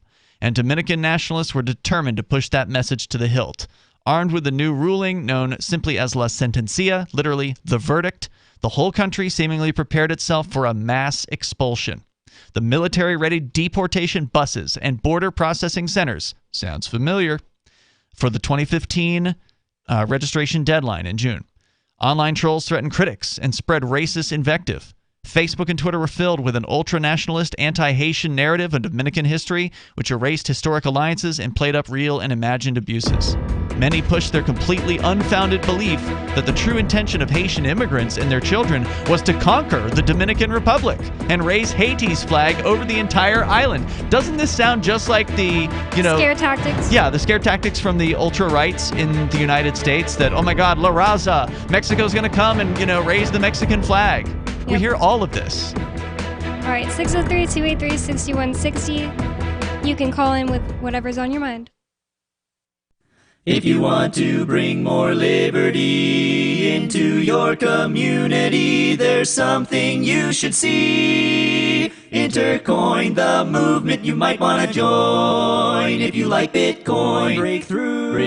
It's true. It's truly something new. If you'd like to see real prosperity, start your own currency, boost the economy. Intercoin, the movement you might want to join. If you like Bitcoin, its impact's hard to overstate, results you can appreciate. If you're tired of relying on the state, want to make your own community great, homelessness and hunger to eliminate, let the wealth accumulate. Don't wait for the growth rate to accelerate. Go to intercoin.org and get the coins for yourself. From Feature Story News in San Francisco, I'm Ira Spitzer. The Biden administration is pushing back against criticism by the former U.S. Special Envoy for Haiti, who abruptly quit over what he described as the inhumane deportation of thousands of Haitian refugees. It's also temporarily suspended horse patrols after disturbing images emerged of Border Patrol agents on horseback aggressively confronting migrants. From Washington, Kate Fisher reports. In his resignation letter, Daniel Foote said he couldn't be associated with sending Haitians back to a country that he described as a collapsed state. He said the US's policy approach to Haiti was deeply flawed and that his recommendations had been ignored. White House Press Secretary Jen Psaki disputed his claims, saying that some of his proposals were harmful to the promotion of democracy in Haiti. His views were put forward, they were valued, they were heard, different policy decisions were made. Special Envoy Foote had ample opportunity to raise concerns about migration during his tenure. He never once did so. The migrations come on the heels of a devastating earthquake in Haiti and the assassination of its president. Events that have only exacerbated the situation in the Western Hemisphere's poorest nation. The White House has notified federal agencies to begin preparing for a possible government shutdown. If it does happen, this would be the first shutdown of the U.S. government since the onset of the COVID-19 pandemic. U.S. correspondent Rachel Silverman has more. The White House says the notice is not a commentary on the likelihood of a congressional deal, but it is notice that no deal has yet been made, just days away from the deadline of September 30th. Many government functions are financed through spending bills that must be approved by Congress before one fiscal year ends and the next begins. Earlier this week, House Democrats approved a measure to fund the government, suspend the debt ceiling, and approve emergency aid such as disaster relief. That proposal is expected to stall in the Senate, where Republicans are unanimous in their opposition to any bill that seeks to raise or suspend the debt ceiling. U.S. stocks surged for a second day, wiping out losses seen earlier in the week. Concerns over China's property market have waned, and comments from the Federal Reserve have also helped boost sentiment on Wall Street. William Denzela reports from New York. Fears that one of China's biggest property developers could collapse have eased as the weeks progressed, helping the US markets rebound following losses on Monday and Tuesday. On Thursday, the Dow closed up 1.5%, the S&P 500 1.2%, and the Nasdaq 1%. Sentiment on Wall Street was also given a lift Wednesday, when the Federal Reserve announced it wasn't pulling the trigger on tapering its monthly bond buying program quite yet. From bureaus worldwide, this is FSN. Got Telegram? You can follow our channel there and discuss show prep with other listeners at telegram.freetalklive.com.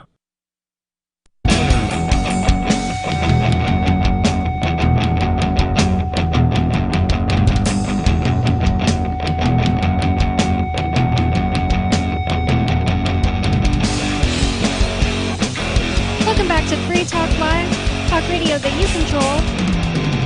603-283-6160. That's the phone number you can call to get on the show with us tonight. 603-283-6160. In the studio tonight, it's me, Bonnie. It's Ian. And I want to tell you about Intercoin. Last year, we told you about Intercoin, which can help any business and organization launch their own currency or raise money using their own token.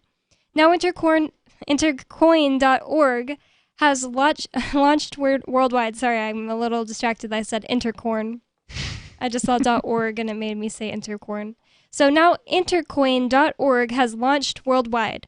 Is there a token you want to launch or an app you want to build? Go to Intercoin.org, enter your email, and the team will get in touch and learn about your needs. And while you're there, if you want, get some Intercoins for yourself. Indeed. So 603-283-6160 is the number here. So, Bonnie, we've been talking about the story from The Atlantic, which, like I said, didn't come in here planning to discuss what things are like between Haiti and the Dominican Republic, but we had a caller. Yeah, I didn't even know much about it. I mean, anything about it until tonight. No, I mean, I was aware that the two countries had split an island, but it had to be brought to my attention again. It wasn't something that, like, when I think of Haiti, I don't think, oh, they're next door to the Dominican Republic. I almost never hear news about either of those two places, but Kirby brought it up earlier tonight, and the island is indeed shared, and his point was, well, why don't the Haitians just cross the border into the Dominican Republic? Yeah, he implied that there was something shady going on because of that. He was saying, like, oh, there must be a reason they're coming all the way to America instead of just crossing the border, because he was acting like it was easy. Right, well, suggesting it was easy to cross to the Dominican Republic. Yeah. And no, actually turns out that the Dominican Republic is a very unfriendly place if you're a Haitian. It is full of people who are very nasty, and they have managed to get in control of the government there. So, you know, it might not have been like this in the 1800s when both sides of the island were relatively friendly toward one another. And things have deteriorated to the point where people who are nationalists of the Dominican Republic, a lot like American nationalists who believe that this should be some sort of a closed club. Yeah, like as if it's a, you know, as if it matters where you were born on a map. Some people seem to think so for whatever reason. They've got all their reasons, whether it's, oh, they're going to try to, you know, commit terrorism on us, or they're going to take our jobs. We had another call point out tonight. They're not taking American jobs. They're taking jobs that Americans don't want. Yeah, and where I'm from in San Antonio, immigrants are often the people feeding people in the kitchens and, you know, in cook positions in restaurants. I worked in several restaurants. which is not necessarily a job that is unwanted by Americans. But they're definitely working, in some roles where you can't find Americans who are willing to step up. I mean, I think a cook plants. is a pretty hard job, and it's not easy. There's no doubt about it. And also, they're the type of people that own businesses that will only hire. I don't know about only, but they'll hire immigrants because they know they can overwork them, not give them overtime, pay them under the table. And not have to give them overtime and stuff like that. And they maybe don't know how to stand up for themselves against their work or bosses. Or they're afraid to stand up for themselves. Yeah, they're afraid to stand up for themselves because they could get tattled on. So yeah, a lot of the times the immigrants take jobs the Americans don't want. And the same thing happens in the Dominican Republic, at least according to the story. Here's a very detailed piece from The Atlantic that we're sharing, published back in 2018, talking about how the Dominican Republic changed their constitution a couple of decades ago. And they basically ex post facto, which is that's... after the fact. Yeah, that's... it's not Italian, it's Latin. And it means after the fact, and there's this long-held legal maxim, basically, that says you can't apply a new legal change ex post facto. You can't go back in time and say, well, now all these people that migrated here legally are no longer legal. And that's what they did, basically, in the Dominican Republic. And they demanded that everybody who met this new definition would have to register with the government. Yeah, would register with the government by June 2015. And according to the story here, many Dominicans aren't bigoted against immigrants. But as the deadline in 2015 neared, the voices of liberals and moderates were drowned out in a sea of nationalist invective. The government framed the growing criticism of their policies as, quote, an international campaign to discredit the Dominican Republic, unquote. Nationalists simply branded those who disagreed with them as traitors. Emboldened by their government, sensing the moment was at hand, armed nationalists marched through Dominico-Haitian barrios and towns. In February of 2015, a Haitian man was lynched in the center of the country's second largest city, Santiago. When television footage of his body left dangling from a tree spread across the country, Santiago police blamed 2 undocumented Haitian immigrants for the crime. Dominican nationalists held a rally nearby and burned the Haitian flag. Under pressure from the international community and fearing tourism boycotts, the president caved somewhat. He proposed a second registration program that would offer a path back to citizenship to some of the people his government had just made stateless. The details were confusing, but that was the point. Hundreds of thousands of people of Haitian descent in the Dominican Republic now lived in a state of institutionalized terror, enforced by the police, the military, and vigilante mobs. Instead of the feared one-day mass expulsions that had drawn so much attention, Dominican authorities took a quieter approach. They deported an estimated 70,000 to 80,000 people of Haitian descent, more than a quarter of the entire Dominico-Haitian population, piecemeal over the next 3 years. Wow. So they didn't just go door to door one night and round everybody up. They went and got people one at a time over a period of 1,000 days, roughly. Tens of thousands more felt they had no choice but to escape back across the border on their own. Back to Haiti? Back to Haiti. In late 2015, the author says he visited some of the makeshift camps at the Haitian border that were home to thousands of people who had fled for their lives. Many had never been to Haiti before, and they didn't know where to go. They'd taken shelter. They'd lived there their whole lives in Dominican Republic and then became illegal. Many had never been there before. They had taken shelter in shacks made of cardboard boxes, tree branches, old clothes, and whatever other scraps they could find. Food was scarce. The shacks frequently burned down. People were forced to get their water from a dirty river. He says he'd met a couple whose son had just died from cholera. Many in the camps told me they hoped the situation would soon calm down and they could return to the Dominican Republic. I doubt many have. According to Human Rights Watch, the Dominican government has only restored citizenship to about 19,000 of those denationalized in the 5 years since La Sentencia. Violence continues to break out between nationalists and people of Haitian descent along the border. Fear runs high, and one leader of the Dominican hard right has proposed building a border wall. Nor are there any clear signs that the purges and intimidations have helped non-Haitian Dominicans. Largely thanks to the fact that Americans and Europeans still flock to the country's all-inclusive resorts, the Dominican economy is still growing, although After COVID, I suspect that's not true anymore because people stopped traveling. So that may have changed things a little bit. On the eve of the feared mass expulsions, to drive home the absurdity and danger, the renowned Haitian-American author Edwidge Danticat compared the situation to a wild hypothetical. Quote, "It's as if the United States said, yes, everybody who's been here since 1930, you have to prove you're a citizen. You have to go back to the place where you come from to get a birth certificate from there." Even if you've never lived in this place. Yep. For some Americans, that was not a joke. It was an aspiration. Breitbart readers roared their approval for the Dominican strategy under an article about the planned expulsions in June of 2015. Several weighed in with racist invective about the black Haitian people.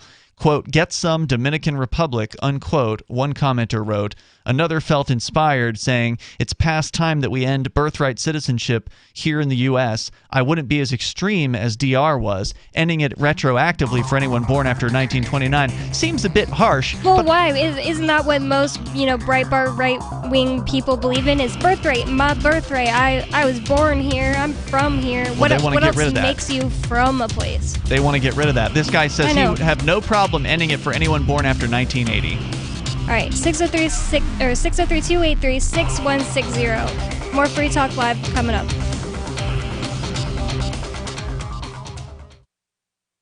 Free Talk Live. I was a pedestrian and an asinine cop backed up and hit me and knocked me down to the ground. And I said, "I think we need to call the police," as I'm, screaming in pain. And he said, "Go ahead, I'm a cop too." And he left the scene of the accident. Oh, wow. So when the police and the ambulance and all the paramedics arrived to take me to the hospital because I have knee damage now and need knee replacements to both knees because of his actions. And I told him, I said, "I'm a registered nurse. I work drug and alcohol rehab. This guy was drunk. I could see it. I could tell by his his actions, he was drunk." And I said, "I want a blood alcohol done on him." They knew who he was. They waited 6 hours to go to his home to arrest him. And of course, by then he had sobered up. Sure. Free Talk Live, 7 nights a week from 7 to 10 Eastern. Live on the Liberty Radio Network at LRN.FM. Looking for a great real estate investment? Consider New Hampshire, which is ground zero for the Liberty Movement. Your first call should be to Mark Worden from Porcupine Real Estate. He's more than just a real estate agent. He's your New Hampshire concierge. Where are the best places to live? Do you want farm, city, the burbs, or forest? Do you want a duplex or multifamily building so that renters pay your mortgage? There are homes in all price ranges in New Hampshire, and Mark can help with financing too. Invest in liberty and property. Mark Worden can help. PorcupineRealEstate.com. Tired of cancel culture? Sick of mega tech corporations holding an axe over your head? Join the LRN.FM Matrix chat server. It's self-hosted, so no one else can tell us what to do or say. Don't like the existing channels? You can make your own. You can even connect into some of our channels from other Matrix servers. It's federated. For the full LRN.FM Matrix experience, though, you should join our server via the step-by-step instructions at chat.lrn.fm. chat.lrn.fm. Hi, I'm Derek J. To me, an activist's calling is to actively work to advance a cause. The cause for which I work is personal freedom. I believe my life is best when I engage in voluntary interactions and self-government. I reject the idea that anyone else has a higher claim to my life or my body than I do. I see people who call themselves the government as a threat to my personal freedom. I realize you may feel differently, but my relationship with the people who call themselves the government is completely involuntary. If Starbucks used some of its money to drop bombs, I wouldn't shop there. So why would I support the American empire? The empire does not require my consent. Derek J's Victimless Crime Spree. Watch it for free and order the Director's Cut DVD at victimlesscrimespree.com. That's victimlesscrimespree.com. Some of you asked, and now we've delivered. LRN.FM's live Keene, New Hampshire studio shows are now streamed in HD on Twitch. Visit our channel at twitch.lrn.fm and give it a follow. If you have Amazon Prime, you get one free subscription on Twitch. If you use it on our channel, Twitch will give LRN.FM a monthly piece of your Prime subscription cost. So please watch, follow, share, and subscribe to twitch.lrn.fm. That's twitch.lrn.fm. So you've signed the Shire Society Declaration and are planning your move to New Hampshire to be around more liberty-oriented people. Next, sign up for the Shire Society Forum at forum.shiresociety.com. There are a bunch of people there who are already in the Shire, and they want to meet you. If you're already in the Shire physically, you should also come by the forums. Remember, not everyone uses Facebook. New people are signing up for the Shire Society Forum every month, so drop in and say hello at forum.shiresociety.com. Do you appreciate what we do? Help us advertise, market, and promote for just $5 a month at amp.freetalklive.com.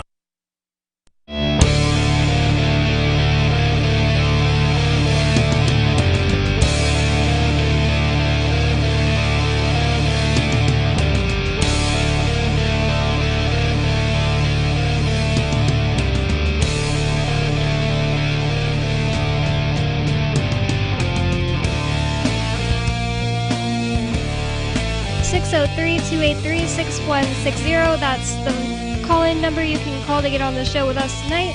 This is Free Talk Live. 603-283-6160. In the show, or in the studio with you tonight, it's me, Bonnie. And it's me, Ian. And we've been talking all night about immigration. Mostly started off with the fact that Joe Biden, under this new executive order, right? It was an executive order that Trump signed. I'm not clear on that. They keep referencing Title 42 in this CNBC article, but it says it was introduced by Trump, so it must be an executive order. It's just not. Why is it called Title 42? That sounds like part of a code, a U.S. code or something. Anyway, something that Trump started, it was a way to make it easier to deport refugees. Right. Basically, they said that due to COVID, we want to be able to just deport anybody who comes in without ever asking any questions, even if they say they're here for asylum. Even if they're being persecuted by the government gang from whence they come. Yeah, no matter what government gang either. Yeah, anybody at all. So not just Haitians, not just Mexicans, but, North Koreans or whoever it is. If they show up during COVID, we can just say, you're gone, and send them back. And that's according to the numbers here cited by CNBC. In the Trump administration, they used this over 444,000 times. Against 444,000 migrants were sent back across the border using Title 42. And now, under Biden, the supposed pro-immigration guy, in 9 months, in just the first 9 months of his presidency, over 690,000 migrants have been expelled through this very same policy. Yep, so that's what we started off talking about during the first hour, and then we got some calls.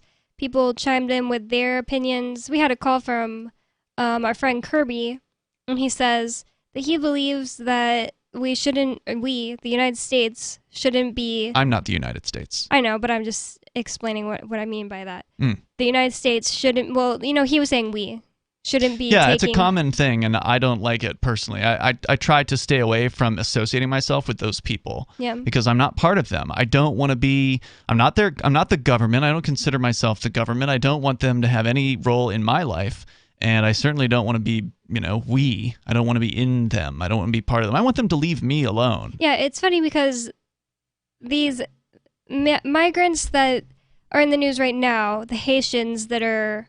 coming over seeking asylum and getting whipped with actual whips by ICE agents on horseback. And then sent back by the thousands to Haiti. And then sent back in, I think it went up to 6,000. Anyways, I forgot where I was going with that. I don't know. You were talking about getting whipped and rounded up. Haitians. They're coming over the Texas border. Well, I left Texas in January. What does it have to do with me? What does it have to do with somebody, who's always lived their life in Indiana? It has nothing to do with any of those people. But it does when they're all being forced to pay for it. But are they? Yeah, absolutely. I mean, the federal government is forcing millions of people in this I don't country think that who pay anyone taxes to can support force this. you to do anything. Well, they can. I mean, if you don't pay them, they can put you in a cage. I mean, and even if you don't pay them, they can still force you to pay for it if you're using the dollar by inflating the money supply. You know, Kirby and lots of other people who talk about these type of situations talk about us, the United States citizens, need to stand up and tell the government what we want them to do, i.e., we want them to turn around these Haitian immigrants or whatever it is that seems to be what they're doing. What we want them to do. Whatever it is that the United States citizens, especially like Republicans, want in that moment. We need to stand up and tell our government what we want because we pay them. But they also won't just stand up together and say, we're not paying you guys anymore, leave us alone. Yeah, why not? Because they're cowards. Because, I mean, seriously, that's why nobody has really convinced me. I've been saying it the last few shows I've been on. It just occurred to me one day, really nobody can force you to do anything. They can threaten you that if you don't do something they want you to do, that they'll do something to you. It's still your choice. Yeah, that's true. It always is your choice. Even if they put you in a cage, you know. Yep. When I was in the cage after they raided our house back in March, they said you have to put a mask on when you're in jail, and I said I've got a medical exemption, and so I didn't. Now, they put me into 23-hour lockdown because of that, but I never did put a mask on at any point while I was in that building, and they never let me out of 23-hour lockdown. Although, to be fair, they did try to put me in an open population at one point, but it seemed like a mistake or something. I don't think it was a mistake. I think they wanted to see if I would put the mask on because they told me that. So what they did was they'd held me in 23-hour lockdown for weeks, and then they put me in this like open cell with 40 guys, basically, in like bunk beds. And they said, you have to stay in your little cubby hole unless you put a mask on. Then you can come out and you can use the phone, you can use the bathroom, you can, do anything you want. Just put the mask on. And, of course, I didn't. And they said, well, we're going to write you up if you come out. Because I kept coming out of the little cubby holes. I wanted to go to the bathroom, right? At some point, I've got to pee. So as I went to the bathroom, I didn't put a mask on, and they're glaring at me. And I would walk around the cell block just to get a little bit of exercise. The guards. I'd walk around the cell block to get a little bit of exercise. And then they're like, you can't do this. You can't get out from your little, for lack of a better term, cubby hole. It wasn't a cell. It's open, right? There's no cell door on this place. And then I was on the phone trying to make some phone calls. I think I was on the phone with you at one point. And they came over and told me I had to get off the phone because, you won't put a mask on. And I never did put a mask on. And ultimately, I said, look, you're gonna have to transfer me out of here because you're not even allowed. Like, I had more freedom on 23-hour lockdown because at least then I had an hour out where I could make a phone call without wearing a mask. And so eventually, like a couple hours later, amazingly, they did transfer me out of there. And I spent the rest of the time in 23-hour lockdown. But it's to your point that they didn't make me. They did try to incentivize me. And that's ultimately what they're trying to do to everybody in the United States when it comes to masks and to getting vaccines. They want to convince you to do it. And even if somebody a guard went up to you and forced a mask on your face and taped your hands behind your back, it's still not making you. That's doing something to you, not you putting a mask on yourself. That's true. So that's why I just really don't think that anybody can make you do anything. And I've been saying that because my little brother, he's in the Air Force, and I've been, sending him all the information I can possibly help him with to try to help him get out of having to get the shot because he doesn't want to take the shot. The COVID vaccine. Well, it's not a vaccine. The shot. Yeah. The mRNA, whatever it is. Gene therapy, poison. And he at first was just like, yeah, it's not happening. I'm not going to take it.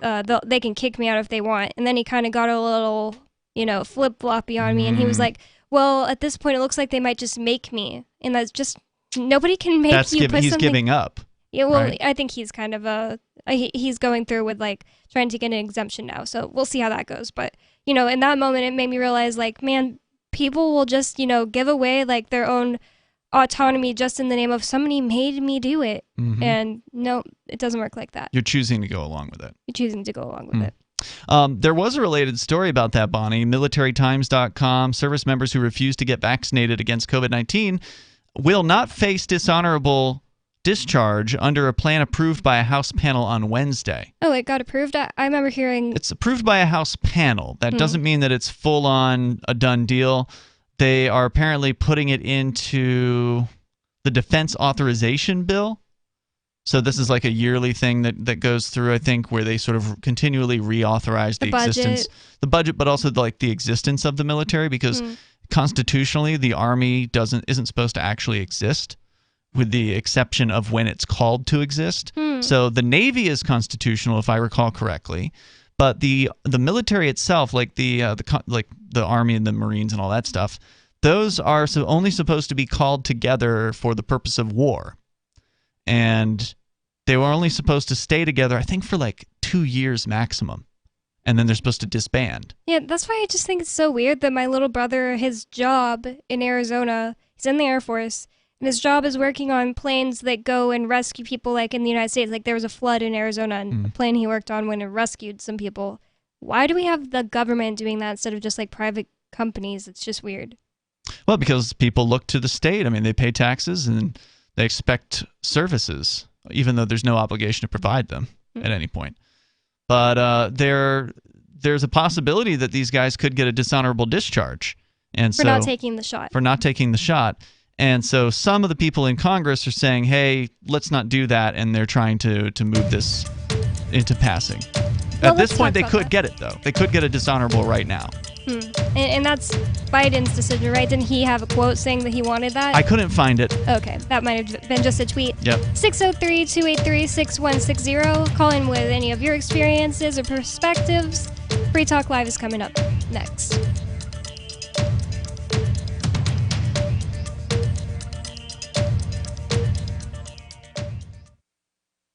Breaking weather news. Belize is sunny and around 82 degrees every day this week. What's the forecast for your life?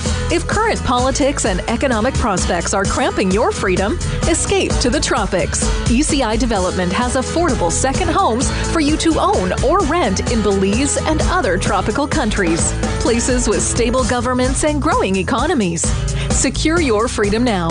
To find out more, send an email to ftl@ecidevelopment.com.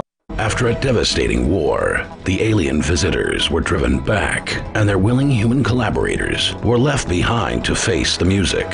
When Emma Jean Anderson's ex-lover brings her from prison, Nathan Foster and his 14-year-old nephew Ben are tasked with bringing the pair to justice. An easy enough job until they discover something is inside Emma Jean, and the fate of the planet hangs in the balance. The Family Business by Mike Coopery from BaneBooks.com. The new 4th edition of Healing Our World, The Compassion of Libertarianism, will take your understanding of liberty to a deeper level and has over 1,300 updated references, new cartoons, and a foreword by Dr. Ron Paul. With discounts for multiple book purchases, the 4th edition of Healing Our World is a great gift for the liberals, pragmatists, environmentalists, and Christians in your life who think libertarianism is cold-hearted. Get yours today at healing.freetalklive.com and use promo code FTL for a $5 discount. If you want to know the latest about Free Talk Live before we go on the air, all you need to decide is how you want it delivered. It's your choice. Visit news.freetalklive.com to receive our usually weekly news updates by email. Plus, we have a Twitter account at twitter.freetalklive.com, and you can follow us on the decentralized Mastodon platform at toot.freetalklive.com. So please follow us at toot.freetalklive.com and sign up for our emails at news.freetalklive.com. You're listening to the live edition of Free Talk Live. Hour number 3 is next after the news here on the Liberty Radio Network at LRN.FM. From Feature Story News in San Francisco, I'm Ira Spitzer. The Biden administration is pushing back against criticism by the former U.S. Special Envoy for Haiti, who abruptly quit over what he described as the inhumane deportation of thousands of Haitian refugees. It's also temporarily suspended horse patrols after disturbing images emerged of Border Patrol agents on horseback aggressively confronting migrants. From Washington, Kate Fisher reports. In his resignation letter, Daniel Foote said he couldn't be associated with sending Haitians back to a country that he described as a collapsed state. He said the US's policy approach to Haiti was deeply flawed and that his recommendations had been ignored. White House Press Secretary Jen Psaki disputed his claims, saying that some of his proposals were harmful to the promotion of democracy in Haiti. His views were put forward, they were valued, they were heard, different policy decisions were made. Special Envoy Foote had ample opportunity to raise concerns about migration during his tenure. He never once did so. The migrations come on the heels of a devastating earthquake in Haiti and the assassination of its president. Events that have only exacerbated the situation in the Western Hemisphere's poorest nation. Kate Fisher, Washington. The White House has notified federal agencies to begin preparing for a possible government shutdown. If it does happen, this would be the first shutdown of the U.S. government since the onset of the COVID-19 pandemic. U.S. correspondent Rachel Silverman has more. The White House says the notice is not a commentary on the likelihood of a congressional deal, but it is notice that no deal has yet been made, just days away from the deadline of September 30th. Many government functions are financed through spending bills that must be approved by Congress before one fiscal year ends and the next begins. Earlier this week, House Democrats approved a measure to fund the government, suspend the debt ceiling, and approve emergency aid such as disaster relief. That proposal is expected to stall in the Senate, where Republicans are unanimous in their opposition to any bill that seeks to raise or suspend the debt ceiling. U.S. stocks surged for a second day, wiping out losses seen earlier in the week. Concerns over China's property market have waned, and comments from the Federal Reserve have also helped boost sentiment on Wall Street.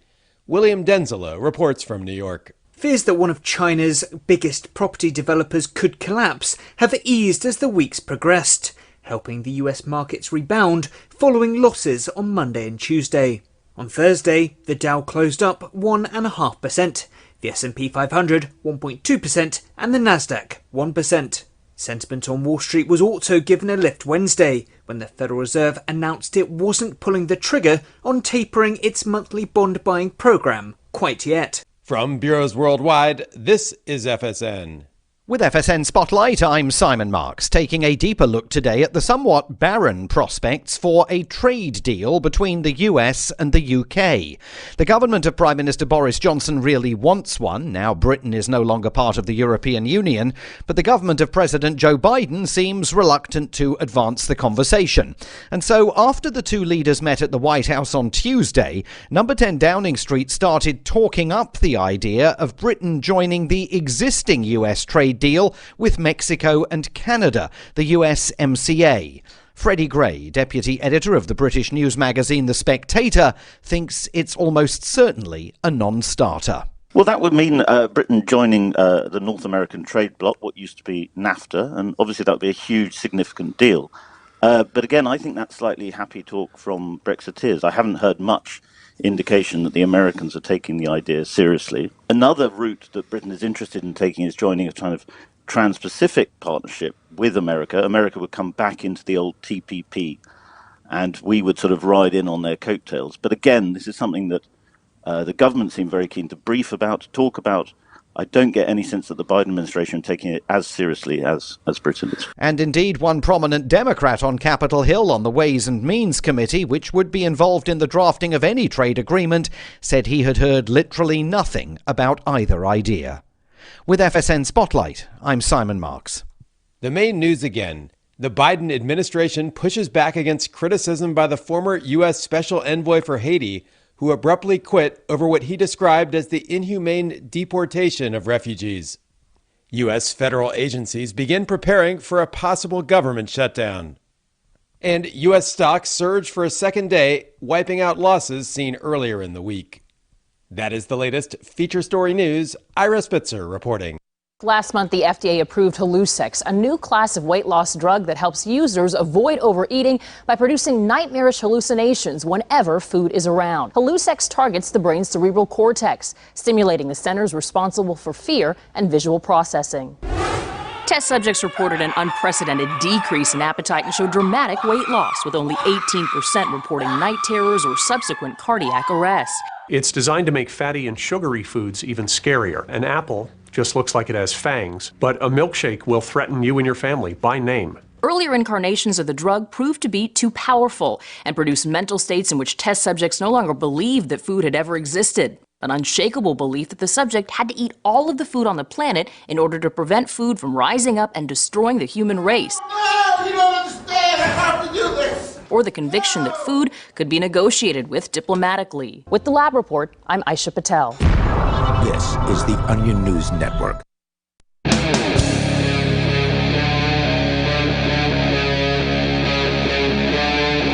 Free Talk Live.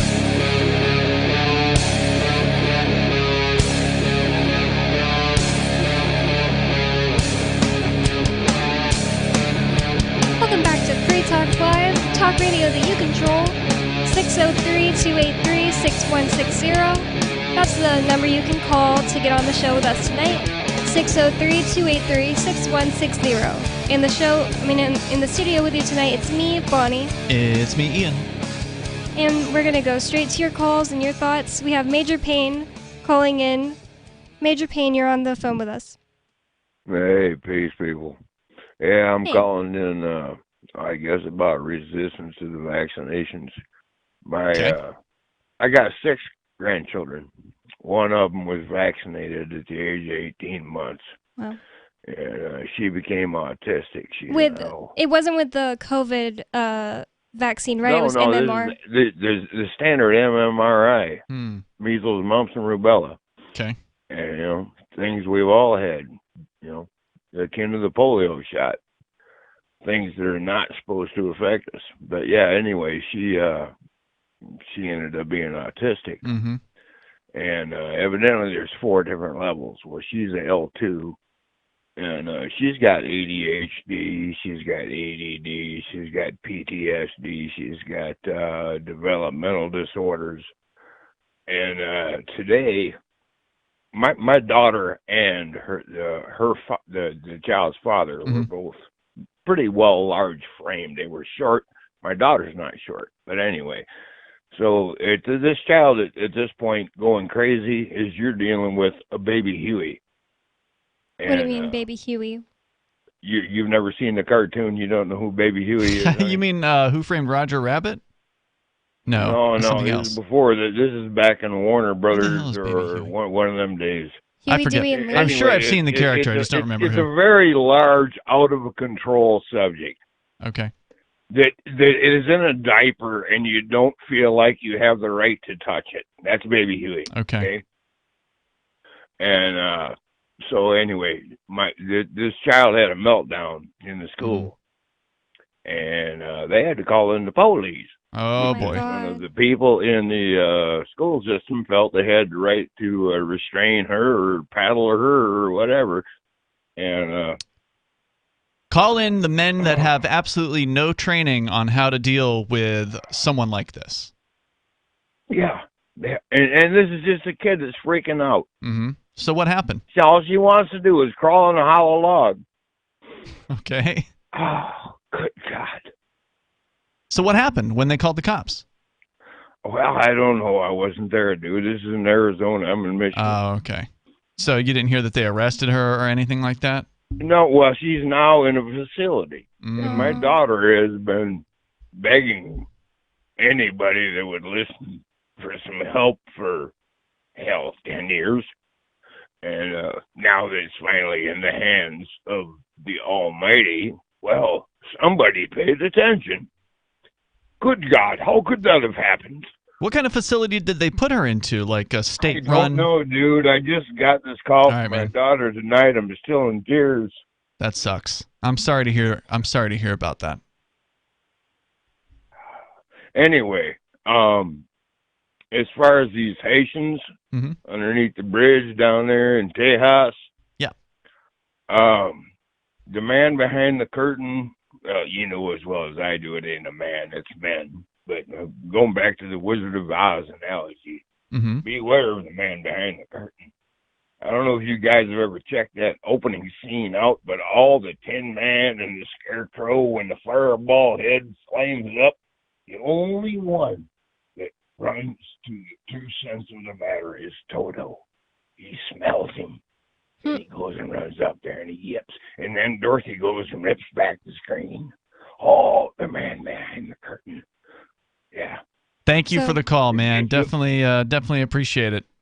So You've seen that, right? No, remember, I've told you I've never seen The Wizard of Oz. You just wanted me to say that. No, I don't remember. I'm sorry. Oh. I should presume you haven't because you really haven't seen a lot of movies. Just really like movies.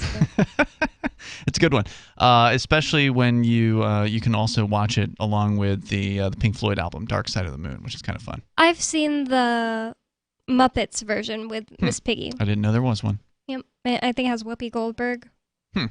Anyways, I think he was getting to a point, but he kind of forgot about it because, well, when I screened his call, he was saying that, people have good reason to not want to be forced to take a vaccine. And you know, his point about his granddaughter who became autistic after getting the MMR There's a lot vaccine. of people who believe vaccines lead to autism. Yeah, apparently she has a lot of other issues too. Who knows, the truth behind all that. But I don't know, but I don't do the research. I don't have kids, so this isn't something I'm going to have to confront. I did receive the usual vaccinations of a child of the 80s, so nowhere near as many as they give to kids today. I'm okay, thank goodness.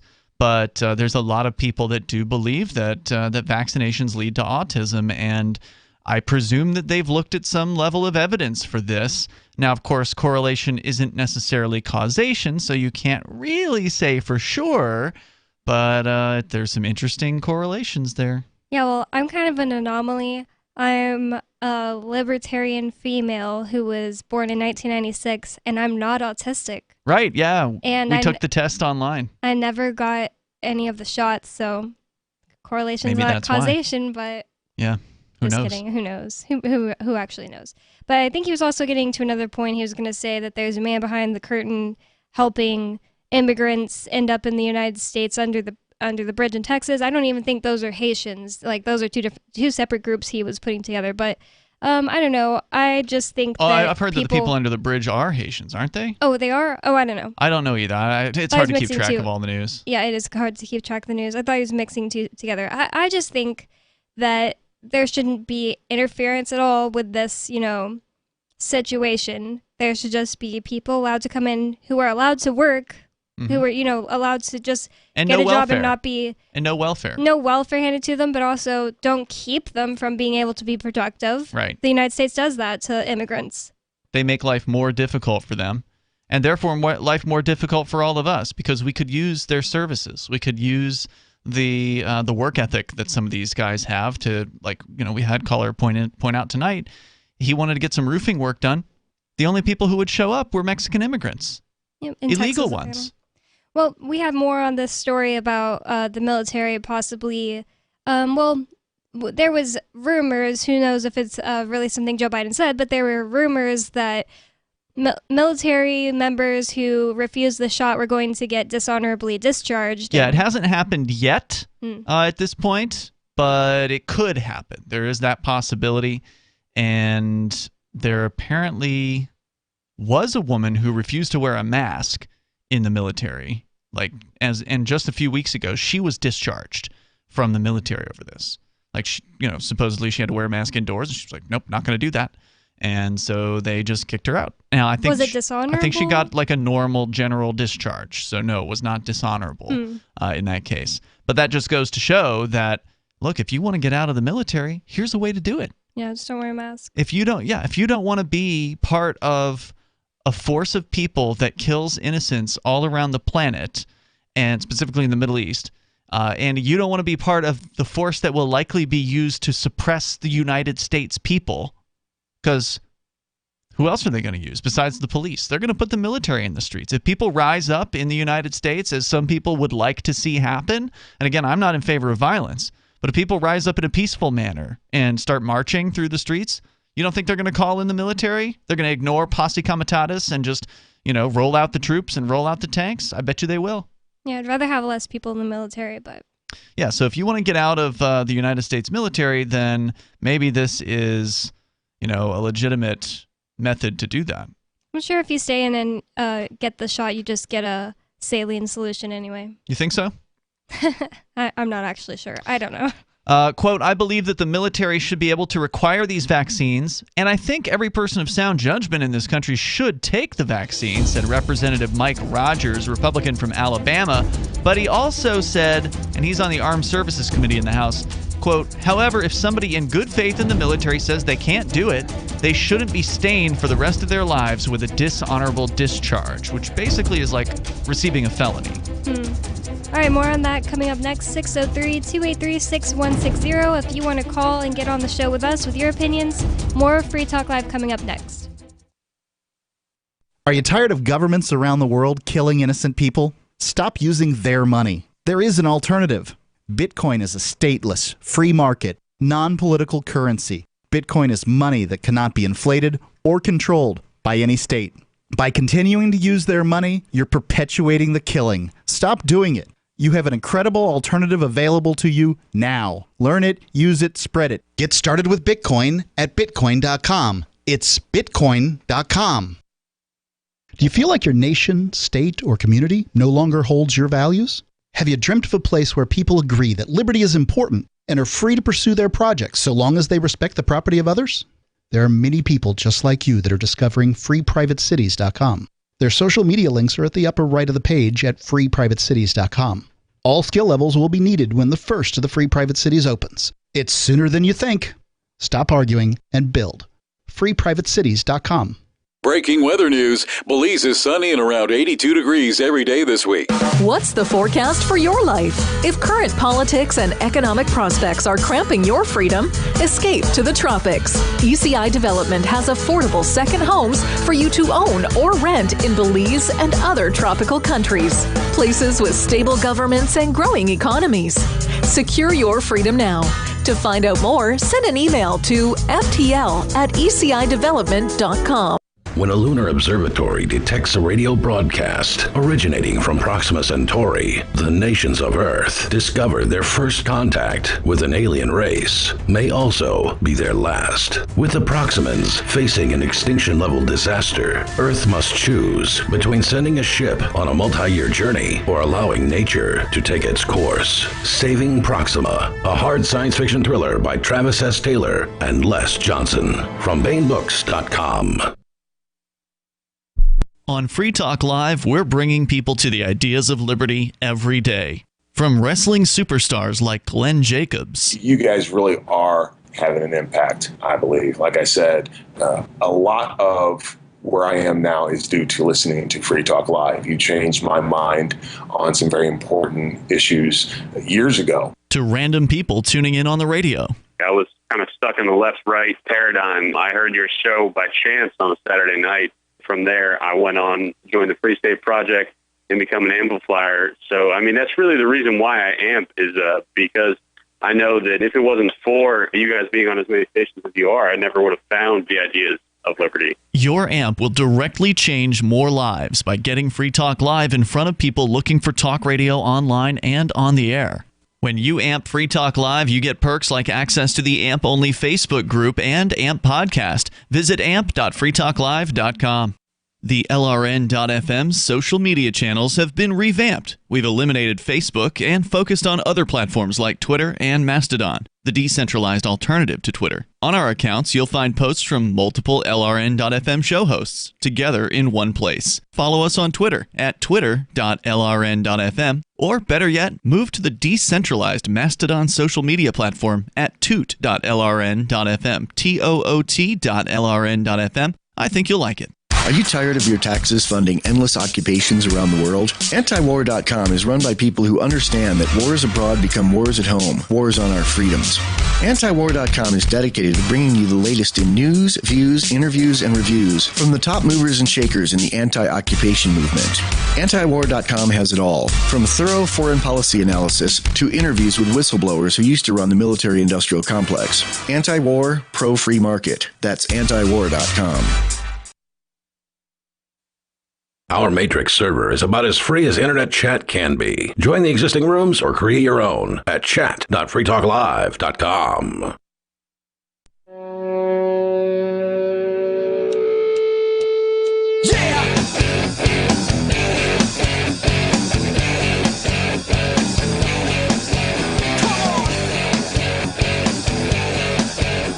Welcome back to Free Talk Live, talk radio that you control.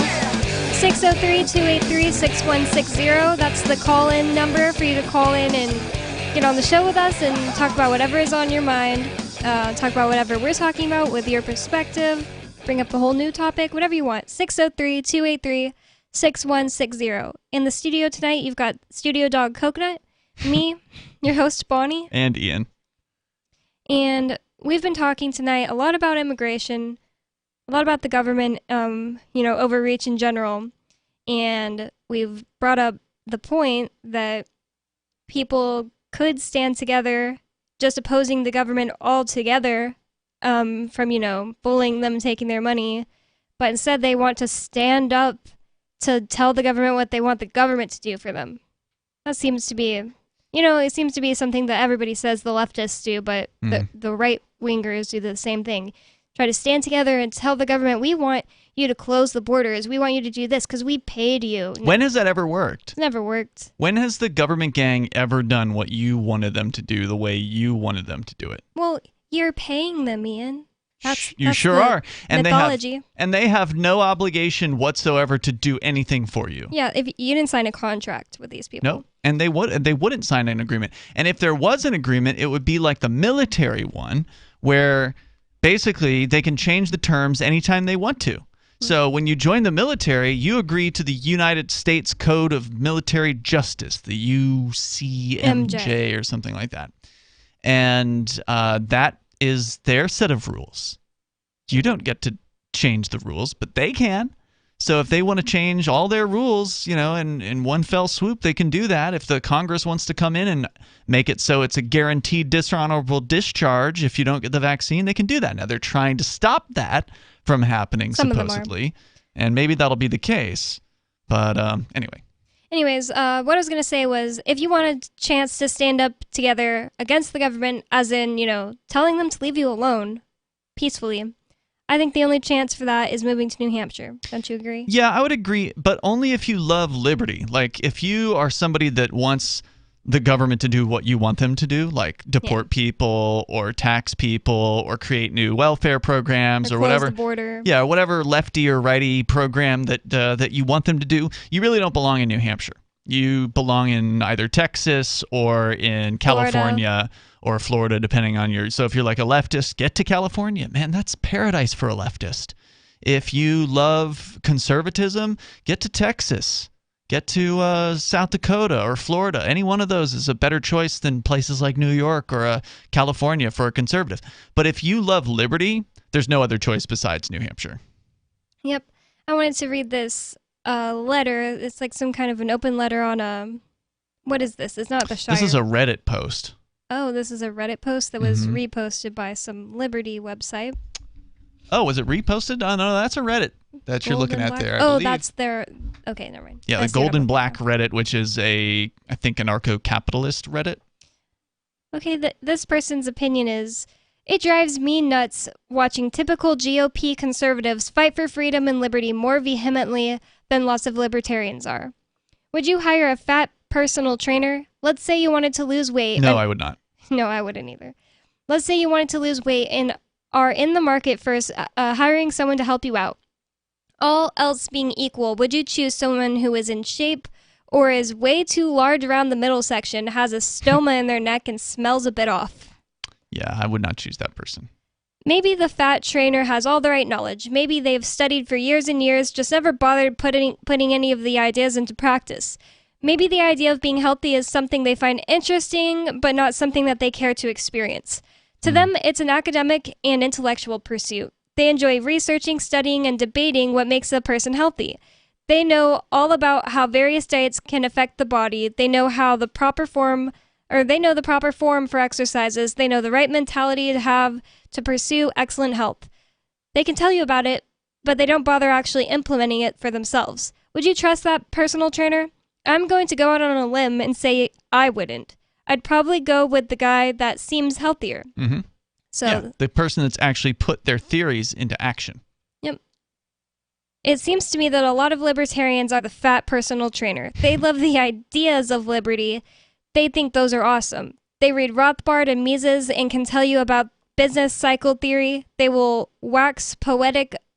That's what it says. They will wax poetic about what the proper opinion is, whether such and such violates the NAP They're That's the evictionists. non-aggression principle.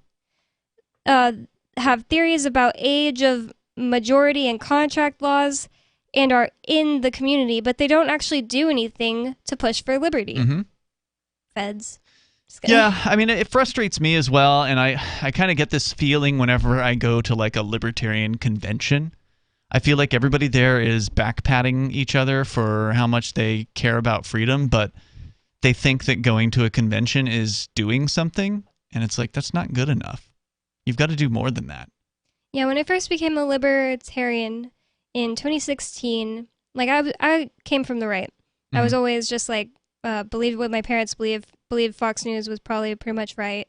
It just was so obvious that the left was wrong to me. The only other answer was the right. And I would be arguing with my sister, who was kind of a Bernie bro at the time, on Facebook, and I had a friend that would like join in and kind of like be somewhat on my side, but making a lot of points I had never heard of before. And I was like, where do you get this information? And he pointed to the Mises Institute and all this stuff, and that's what sparked me being a libertarian. And how old were you when that happened? 20. Oh, wow. Okay. Well, anyways, like I started wanting to go meet other libertarians, and I went to, I lived in Utah. Texas? No, sorry, I lived in Utah at the time. I went to like a libertarian meetup, and that was the end of me being Was this on the military base? I left the military base. Okay. I lived on the military base. Yeah. I went to Salt Lake City to go to a libertarian meetup. How many people were there? Wait, I just have to tell you. Okay. Like 20 people. That was the end of me being a libertarian. The first time you went to for like 2 years. The first time you went to a libertarian meetup was the end for you? Yeah, I was like, this is ridiculous. This is so weird. These people are not, Why was it so weird? Because they were all like autistic? I mean, a lot of them were kind of, there were some cool people there, but Some were freaks. Some of them were weird. I mean, it wasn't really that they were weird. What was it? Just got the idea, like, this is pointless. Like, that's Sitting the main thing around. I got from it. We were, sitting around talking. It was, like, kind of fun. I took my little sister, who wasn't a libertarian, with me just because I didn't want to go alone. And she seemed to be like, that was weird. I just felt... What were they doing? I mean, like, were they just complaining, or were they talking about doing something? They were talking about ideas. But not ideas of something to do, just libertarian ideas? Libertarian ideas. Like who's right on this issue, or what the libertarian viewpoint is, that kind of thing? Yeah. And then when I connected with some of them on like Facebook and stuff, and like they added me to some of their groups and stuff, it was just more fighting. I just found it of course, on so Facebook. cringe. And especially the Mormon/libertarian groups, I got in fights with them because they were so ridiculous. And I was just like, yeah, I'm just done being libertarian. This is pointless. Like, we're never going to change anything. I'm going to go to Texas, where at least I can be free, I felt like at the time, and just not worry about any of this stuff. Yeah, but, okay. So they lost you. Yeah, they lost me because they're lost. They're just not doing anything. So...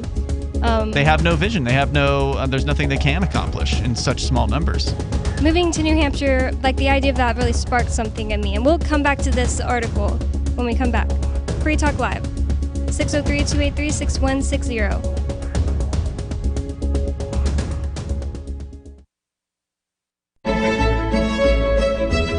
Carl Watner, longtime proponent of a voluntary society, died last December. You may have seen his articles published on his website, voluntarist.com, in his newsletter, The Voluntarist, the Mises Institute, or elsewhere over the last 40 years. His newest book, I Must Speak Out, Volume 2, The Best of the Voluntarist, is now available via Liberty Under Attack Publications. This 430-page second volume spans the years of 2000 through 2020 and includes articles by Carl Watner, Hans Hermann Hoppe, Carl Hess, Benjamin Tucker, George H. Smith, Lysander Spooner, Pete Eyre, Joyce Brand, and many others. I Must Speak Out is for the newly initiated, the veteran voluntarist, or anywhere in between. Buy the book now at libertyunderattack.com/voluntarist. For more great content on building a voluntary society and for Carl's extensive archives, check out voluntarist.com. From Feature Story News in San Francisco, I'm Ira Spitzer. The Biden administration is pushing back against criticism by the former U.S. Special Envoy for Haiti, who abruptly quit over what he described as the inhumane deportation of thousands of Haitian refugees. It's also temporarily suspended horse patrols after disturbing images emerged of Border Patrol agents on horseback aggressively confronting migrants. From Washington, Kate Fisher reports. In his resignation letter, Daniel Foote said he couldn't be associated with sending Haitians back to a country that he described as a collapsed state. He said the US's policy approach to Haiti was deeply flawed and that his recommendations had been ignored. White House Press Secretary Jen Psaki disputed his claims, saying that some of his proposals were harmful to the promotion of democracy in Haiti. His views were put forward, they were valued, they were heard, different policy decisions were made. Special Envoy Foote had ample opportunity to raise concerns about migration during his tenure. He never once did so. The migrations come on the heels of a devastating earthquake in Haiti and the assassination of its president. Events that have only exacerbated the situation in the Western Hemisphere's poorest nation. The White House has notified federal agencies to begin preparing for a possible government shutdown. If it does happen, this would be the first shutdown of the U.S. government since the onset of the COVID-19 pandemic. U.S. correspondent Rachel Silverman has more. The White House says the notice is not a commentary on the likelihood of a congressional deal, but it is notice that no deal has yet been made, just days away from the deadline of September 30th. Many government functions are financed through spending bills that must be approved by Congress before one fiscal year ends and the next begins. Earlier this week, House Democrats approved a measure to fund the government, suspend the debt ceiling, and approve emergency aid such as disaster relief. That proposal is expected to stall in the Senate, where Republicans are unanimous in their opposition to any bill that seeks to raise or suspend the debt ceiling. U.S. stocks surged for a second day, wiping out losses seen earlier in the week. Concerns over China's property market have waned, and comments from the Federal Reserve have also helped boost sentiment on Wall Street. William Denzelo reports from New York. Fears that one of China's biggest property developers could collapse have eased as the weeks progressed, helping the US markets rebound following losses on Monday and Tuesday. On Thursday, the Dow closed up 1.5%, the S&P 500 1.2%, and the Nasdaq 1%. Sentiment on Wall Street was also given a lift Wednesday, when the Federal Reserve announced it wasn't pulling the trigger on tapering its monthly bond buying program quite yet. From bureaus worldwide, this is FSN. You can stick it to the man and big tech. Join our FTL social mastodon at social.freetalklive.com.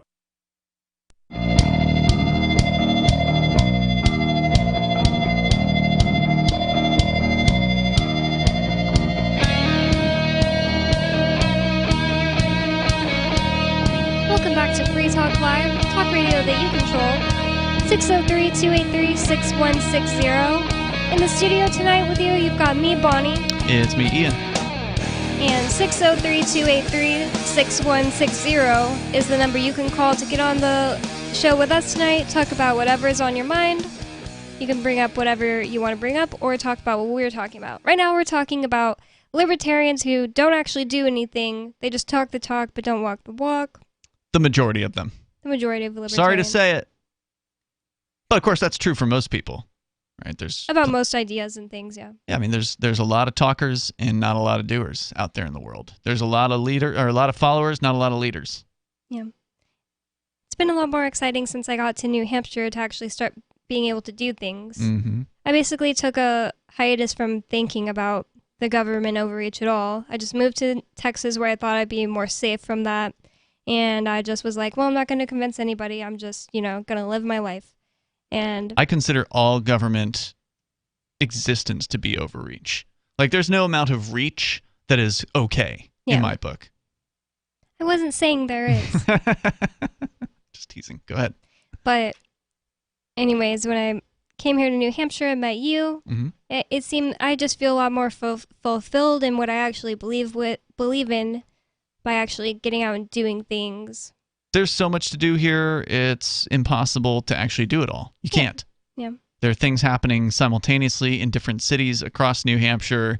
There's everything from social events to move-in parties. There's going to be somebody moving into a house in the area. I guess they're on like their third moving truck or something. We'll find protests, that are pro-freedom that it wasn't even us or our friends that started. It was, we just ran into one downtown today. Yep. When we were at downtown eating. We looked over and there's people at Central Square. Yeah, and me and Nikki accidentally drove to the wrong town and found a protest in favor of what we were looking for once.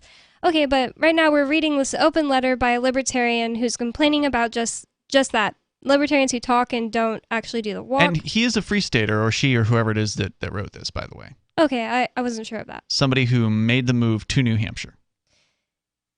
They were making the connection, or, the analogy, saying that you wouldn't hire a personal trainer to help you lose weight that was fat, even if they could prove that they were the smartest, they knew everything about how to lose weight. You'd probably rather go with one who was in shape and, looked like, they were actually putting their education into action. Right. So he was saying that, and he says, "It seems to me that a lot of libertarians are the fat personal trainer. They love the ideas of liberty. They think those are awesome. They read Rothbard and Mises and can tell you about the business cycle theory. They will wax poetic about what the proper opinion is, whether such and such violates the NAP, the non-aggression principle.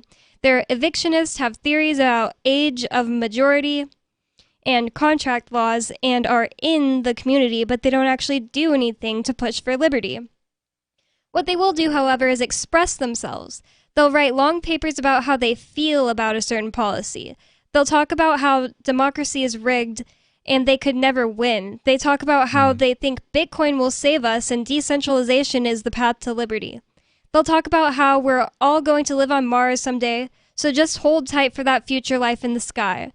But they won't bother clogging the gears of the democratic system, or building technology on a blockchain, or building spaceships. No. That would require effort. They're only interested in the concepts of liberty in an academic sense, and enjoy speculating on the future. That is why liberty is losing all over the world. The greatest champions of liberty are armchair warriors who don't do anything of value to the liberty movement other than write books and share ideas with people who already agree with them." Yeah, I mean, those are tough words, but I can't say I disagree with him. Now, that's not to say that the books aren't valuable. Like, if it weren't for the books that I first read, then maybe I wouldn't be as much of a freedom lover as I am today. So I'm grateful for the people that took time out to actually write books. And yeah, I thought that was kind of a weird criticism. I think, but he's not wrong at the same time, because libertarians are great at writing things, and they're not doing much else. And he's absolutely right that most of them are just sort of passed around within the community. And now and then you'll reach out to somebody and you'll give them a book they've never read before, and maybe they'll read it and they'll become a libertarian as a result of that. So it's not impossible to use these tools, or use books as tools, to help recruit people to the ideas of freedom. I've done that before. So I'm grateful for that. But I think the most important point about libertarian books is there's really not much new that's being brought to the table. There's old books from decades ago that, while the numbers may be off, like if you're looking at charts from the 70s, if a book was written in the 1970s, they obviously don't have charts from today. So, if you read a book from today, then it's more up to date with numbers like that. That's why Dr. Mary Ruwart, the author of Healing Our World, which is a great libertarian book that is fantastic to use to bring people that are, for instance, on the left into the ideas of freedom, she's updated that 4 times. So she's constantly updating all the numbers in the books and adding new, cartoons and charts to kind of update it to today. But ultimately, there's really no new ideas, and there's not that many ways to communicate these old ideas of liberty. So we don't honestly need a bunch of new books at this point. We've got plenty of them. Yeah, and honestly, I've been thinking a lot recently about something that Jeremy Kaufman was saying. He was saying that you're not going to convince people academically that liberty is the correct way to go. You should just focus on the people who understand it organizing together. I don't like the pessimistic, like Chris Wade, like those people are, there's only 3% of libertarians and the rest are horrible people that want to control us all. So you just need to forget about those people. It's kind of Chris Wade. I'm kind of paraphrasing, but yeah, I'm definitely more leaning towards Jeremy Kaufman than I would be on Chris, our co-host on that one. And I used to have the opinion that, most people are libertarian. They just don't know it yet. I used to believe that. And I don't think that's true anymore. And I think the COVID thing made that crystal clear to me, whereas it maybe hadn't been before. I think there's a lot of people that do want freedom for themselves, but they don't want freedom for others. Yeah, I've said it once, and I've said it a lot on the show, and I'll say it again. I was just completely floored and shocked by the fact that all these people who are my friends' parents and, whatever, these Texans were just okay, government, we'll put a mask on our face and we'll close church, whatever you say, because there's a flu going around. I was literally shocked. I never would have thought that was coming so soon. And to Texas. And yeah, to Texas. It was completely shocking. Everybody's just a bunch of little, babies who want to be taken care of. Yeah, I don't know if they're all babies necessarily, but as I think was pointed out on the show the other night, if you treat people like children, don't be surprised if they act like children.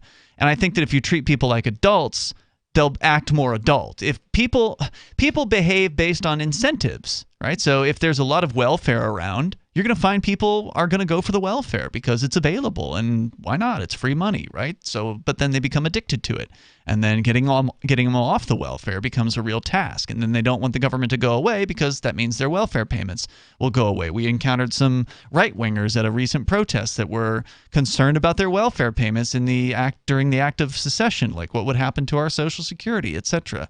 So if you treat people like adults, they'll act more like adults. So I'm with Jeremy Kaufman on his point that we need to get the people who already agree with liberty together. We need to become a strong economic bloc, and we need to become a strong voting bloc and a strong disobedience bloc. And all of these things we can do with large numbers of people. And that's what the Free State Project and the freedom migration to New Hampshire allows us to do. And that changes everything, because if there's enough freedom lovers in one place, then that large group of people that would normally just put the mask on to go along to get along, the go along to get along people will then start acting more freedom loving. And their viewpoint will be, oh yeah, I've always agreed with you libertarians. I've always been with you guys. And then all of a sudden we're the majority. That's how it's going to go. It kind of seems like a lot of conservatives are coming out of the woodworks tactic. They've always agreed with, libertarians. Actually, that cop that you were going to tell the story about at the beginning of the show, I think we forgot about that. Yeah, he was trying to act like, oh yeah, I've always been, down with you free keeners. Yeah, he was acting like he's always been our buddy. Yeah, he's trying to act like he's a big libertarian. Yeah, he's a cop. Anyways, Free Talk Live, 603-283-6160. More coming up. The Free State Project has reached its goal of 20,000 liberty lovers who've pledged to move to New Hampshire and get active to achieve liberty in our lifetime. Perhaps you're trying to figure out what part of New Hampshire should be your destination. If so, consider Keene. You'll find more than 150 reasons to move to Keene at move.freekeene.com. Keene is famous for its historic, publicity-generating activism, as well as being the liberty media capital of the world. It's home to freekeene.com, New Hampshire's destination for liberty activism, news, and opinion. For years, we've been compiling over 150 reasons to move to Keene at move.freekeene.com, where you'll learn about some of what's happening here and what makes Keene a great place to live. If you love liberty, you'll probably enjoy anywhere you end up in the Shire. But do your due diligence first. Please visit move.freekeene.com for the full list of over 150 reasons to move to Keene. That's move.freekeene.com. I'm a little obsessed with My Magic Mud. Several years ago, I met Jessica Armand, the founder and CEO of My Magic Mud, and I didn't even know my teeth were coffee stained. A week's worth of use convinced me, and now I use it every 3 or 4 days. It's clinically proven to whiten teeth, and I think it cleans better, too. My Magic Mud's available at most local health food stores, Sprouts, Natural Grocers, CVS, Walmart's Natural Beauty Aisle, but I can get it for you for 20% off with coupon code FTL20 at mymagicmud.com. FTL20 mymagicmud.com. There are lots of ways to listen to Free Talk Live. Our podcast has been around since podcasts began, and now the FTL feed is loaded with content besides our full show archives. Did you know that we make it easy for you to customize your podcast subscriptions? We have different feeds, one that includes only our full shows, one with just the Daily Digest, and our main feed that includes everything. You decide what you listen to. It's quick and easy to customize your feeds at feeds.freetalklive.com. That's feeds.freetalklive.com. This is Michael Dean from the Freedom Fiends. I've run websites since 1996 and have used over a dozen web hosts in that time. AgristHosting.com is the only one that hasn't broken my heart. Agrist Hosting's uptime and service is stellar, and their DDoS mitigation is the best I've seen. That's important because if you tell the truth in this world, you'll ruffle feathers. And some people will try dirty tricks to silence your voice. No matter what the haters hit us with, Agrist Hosting keeps our websites online. If you have a mission-critical commercial presence or a world-changing activism site, you cannot tolerate any skullduggery. So go with agristhosting.com. Have a WordPress or blog site, but you're not satisfied with performance or uptime? Or just want raw hosting? Want to pay with Bitcoin? Agrist Hosting specializes in high-performance hosting with personalized service. Go to agristhosting.com and click on the button that says Get Hosted. That's agristhosting.com. What if you want to hear the latest episode of Free Talk Live, but all you have is your phone, you forgot to download our archive, and you have no data connection? You can call our Listen line at 641-793-0191. That's a long-distance number, so you may incur charges. If not, listen as long as you want. 641-793-0191. The Free Talk Live Listen line, 641-793-0191. There are basically two types of advertising, direct response and branding. Radio's great for direct response with its low cost to listener ratio, but audio can't be beat for branding, which is a longer-term endeavor. You want to be the first thing that someone thinks of when they think about your product or service. If you have a local business that you want kept top of mind in your community, call the station. If you need national reach, Free Talk Live's got around 200 radio stations, millions of monthly listening sessions, can suit all budgets, and if we don't think we're right for you, we'll tell you. Email me, mark@freetalklive.com. Don't miss a moment of Free Talk Live. Get our archives daily via our podcast at feeds.freetalklive.com.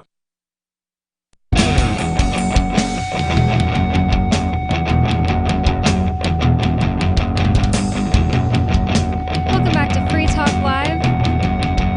603. Oh, well, I guess I shouldn't give out the number. Well, save this number in your phone we're on live every night from 7 to 10 Eastern Time, p.m. 603-283-6160. And I want to tell you about Liberty in Our Lifetime. Get your digital tickets now for Liberty in Our Lifetime, an event being hosted by the Free Private Cities Foundation.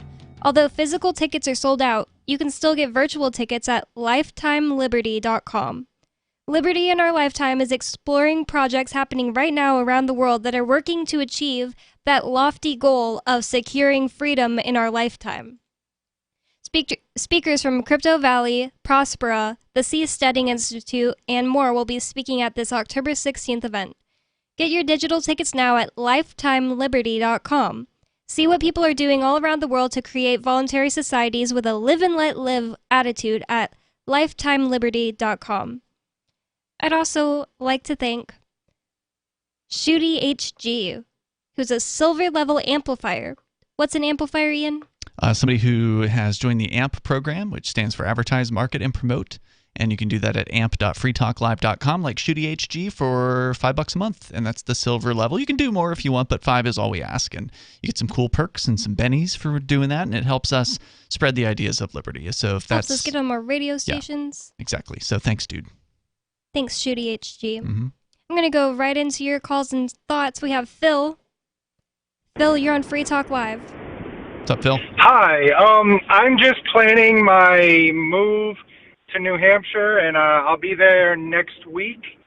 I'm looking forward to it. I have no clue how to connect with anyone out there. I've been to some kind of clubhouse in Dover where they had poker games, but I had my Instagram canceled, so nice. I had some connections there. And now I have no clue how to get a hold of anybody. All right, well, this isn't that hard. First of all, congratulations on your move. That's you live in California, right? Yeah.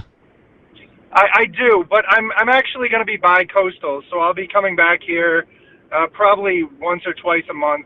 Oof. But I mean, I want my main residence is going to be New Hampshire. That's going to be a tough. That's going to be a tough thing to do. It's going to be like shocking after you've been here for a little while to go back out there. It's going to be hard to handle, I think. But anyway, congrats on that. Here's some of the things you can do. There are some publicly available activism calendars There's one of them the Free State Project is the host of, and I've made a handy little link that'll take you right over to it. You can just go to calendar.shiresociety.com, and that'll take you to the New Hampshire Freedom, I don't know what they call it exactly, but it's like the New Hampshire Activist Calendar, and it's got different public events for all across all of New Hampshire, basically.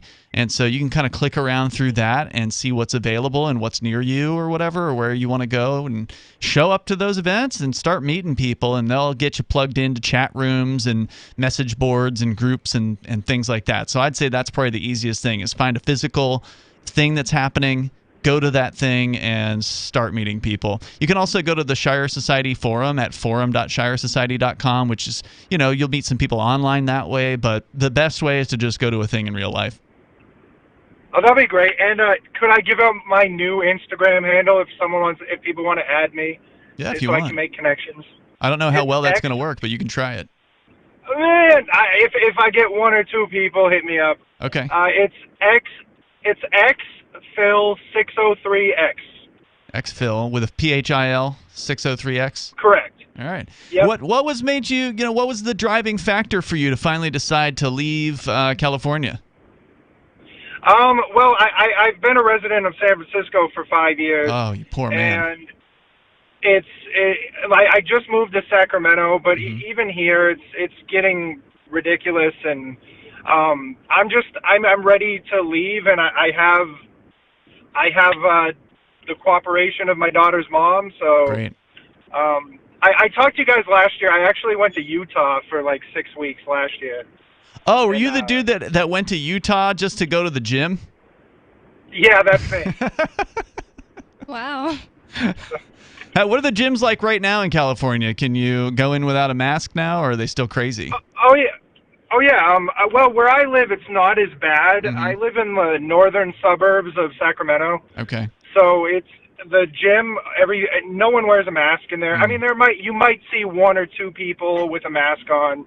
To be honest, around here, mask wearing isn't really a huge thing. I go in. I haven't worn a mask in months. And, but it's still California. You still have to pay for all the crazy crap in the rest of the state. Oh yeah, for sure. And it's. I mean, if I want to go visit my friends in San Francisco, it's insane. Like now, you can't even go anywhere. Like people they harass you about vaccines and masks, and it's out of hand. I feel sad, because the thing is, I love San Francisco. I had a great time there. Met a lot of good people, and it's time unlivable. To go. I mean, and the crime there is off the charts. Wow. Right now. Hey, thanks, man, and congratulations again. Check out calendar.shiresociety.com, and that'll give you a good list of what's happening and where it's happening, and just show up at stuff. And there's public events like Taproom Tuesdays out in Manchester. There's Social Sundays in Keene. I think there's something out on the Seacoast. It's just too far away. I don't know what it is, but I think it's on that calendar. And then, like I said, you'll get connected. Well, he sounds like a great example of somebody who has every excuse in the world. I've got my baby's mom in California, and I'm all the way over here, and I just love San Francisco. But he still cares enough about liberty to want to move to a place where people are gathering together to He made free. it work. It's awesome. I'm glad. Do you want to get back to this this letter to Reddit by a libertarian? All right. Do you want me to start off and the next paragraph? So this is a guy who's a free stater. He's calling out libertarians for being do-nothings, basically. Talkers and not doers. Yeah. He says they won't bother clogging the gears of the democratic system or building technology on a blockchain or building spaceships. No. None of that, that would require effort. They're only interested in the concepts of liberty in an academic sense and enjoy speculating on the future. That is why liberty is losing all over the world. The greatest champions of liberty are armchair warriors who won't do anything of value to the liberty movement other than write books and share ideas with people who already agree with them. It's not about the fight for the future of humanity. No. It's about the joys of self-expression. Will they try to win a debate? Sure, so long as the debate comes to them on the internet. They're not going to bother going out of their way to do so. Hell, they might even try to win debates on strategy, because those are the fun ones, but you'll never see them actually implementing the strategy. just provide a quick see what someone ought to do with ... Then we have Free Staters, a veritable tour de force of the liberty movement, with no one even coming close. They've basically flipped the GOP in the state, passed countless laws to fight back against the state, lowered taxes, legalized guns, attacked leftist propaganda outlets, got kids out of public school, put car tint back on windows, got the state off the asses of cryptocurrency businesses. I could go on. It's genuinely difficult to even establish a list of the accomplishments of Free Staters because there's so many of them. Why is that? Simple. Free Stater is a self-selecting sample of libertarians who are passionate enough to actually do something to fight for liberty. No useless distractions. No Honduran real estate scams. Well, except for Mark. Just kidding. No. Well, if you Poor want... Mark. Well, if you wait 50 years, you might be able to be free if you can survive on a diet of fish or Mars lettuce. In New Hampshire, if someone says, see what someone ought to do is, they're immediately hit with, so why don't you do that? Mm-hmm. Ian's always saying that. That alone cuts down on the BS ratio. But it's cold in New Hampshire. Free Staters love liberty enough to put on a coat for the cause. But it's still a democracy.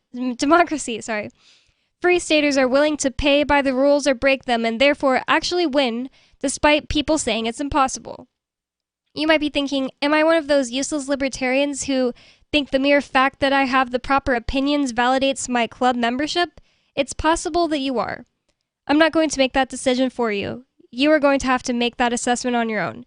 If you are strong enough to admit to yourself that you are, I might recommend that you go do something for the cause of liberty. Figure out what your niche is. A half-drunk Republican who takes a stand for liberty is more valuable to the cause of liberty than a dude who has read Human Action 15 times, but otherwise does nothing. Yeah, I can't say I disagree with that.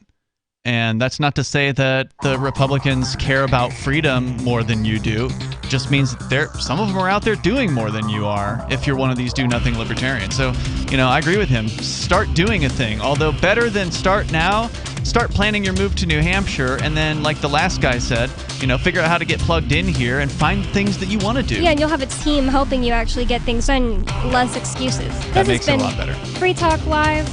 Thanks for listening. See you tomorrow. We'll be live tomorrow. Are you tired of governments murdering people around the world? Stop using their money. There is an alternative. Bitcoin is a stateless, free market, non-political currency.